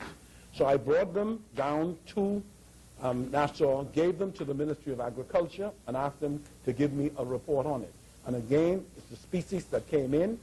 They are savage when it comes down to vegetation, but it is alien to the Bahamas. And so we have to truly ensure, because when it comes down to killer creatures like snakes and whatnot, it is something that we have to be very mindful of.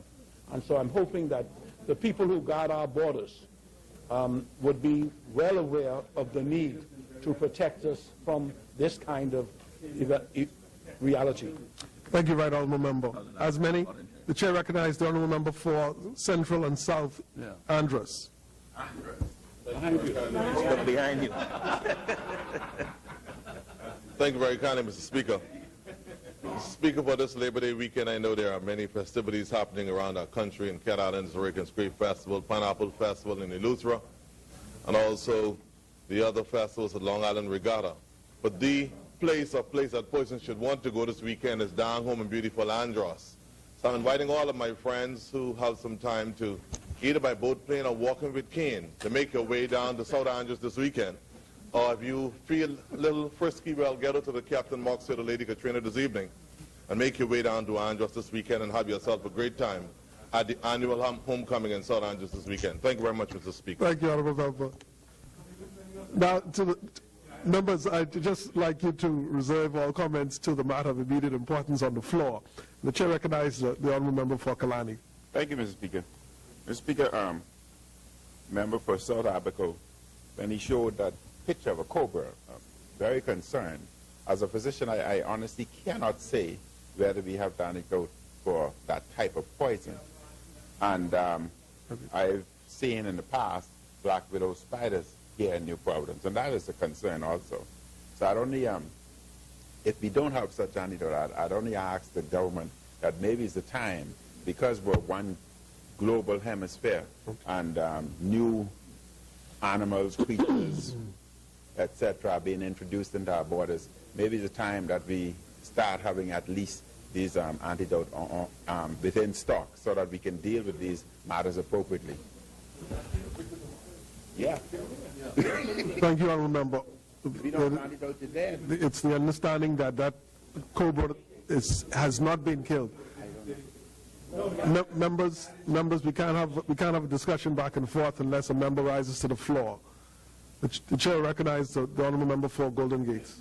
Mr. Speaker, not on the issue of the cobra, but just on clarification of the Randolph Fox Labor Day. Because initially when we had announced renaming Labor Day to Randolph Fox Labor Day, I had announced at the time that the unions had an agreement to march together. By faith. Yeah. Unfortunately, they were not able to resolve their differences. And so even though both marches will head in the same direction, both will leave Windsor Park beginning at 8 o'clock, and they will all march to Clifford Park. And so they won't be marching together, but they'll be marching immediately behind one another. And so you'll have one Congress in the front, the other one in the back.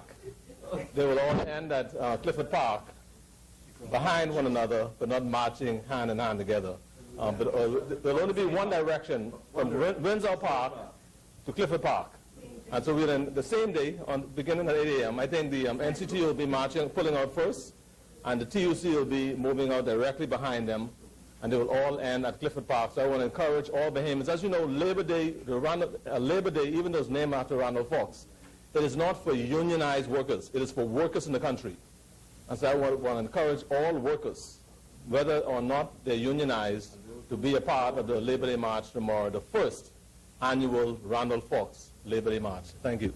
Thank you for that intervention, Honourable Member. It has been moved and seconded that the business of this House suspends until 10 a.m. on Monday, the 10th of June, in the year of our Lord 2013. As many are in favor will remain seated, and those opposed will stand. The business of this House is suspended until 10 a.m.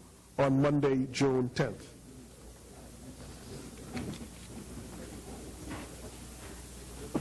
Sergeant. 2013-2014 budget. The member for South Abaco, Edison Key, revealing the presence in the country, in Abaco, of a cobra, dangerous snake, and that occasioning the Prime Minister to stand to his feet and talk about being given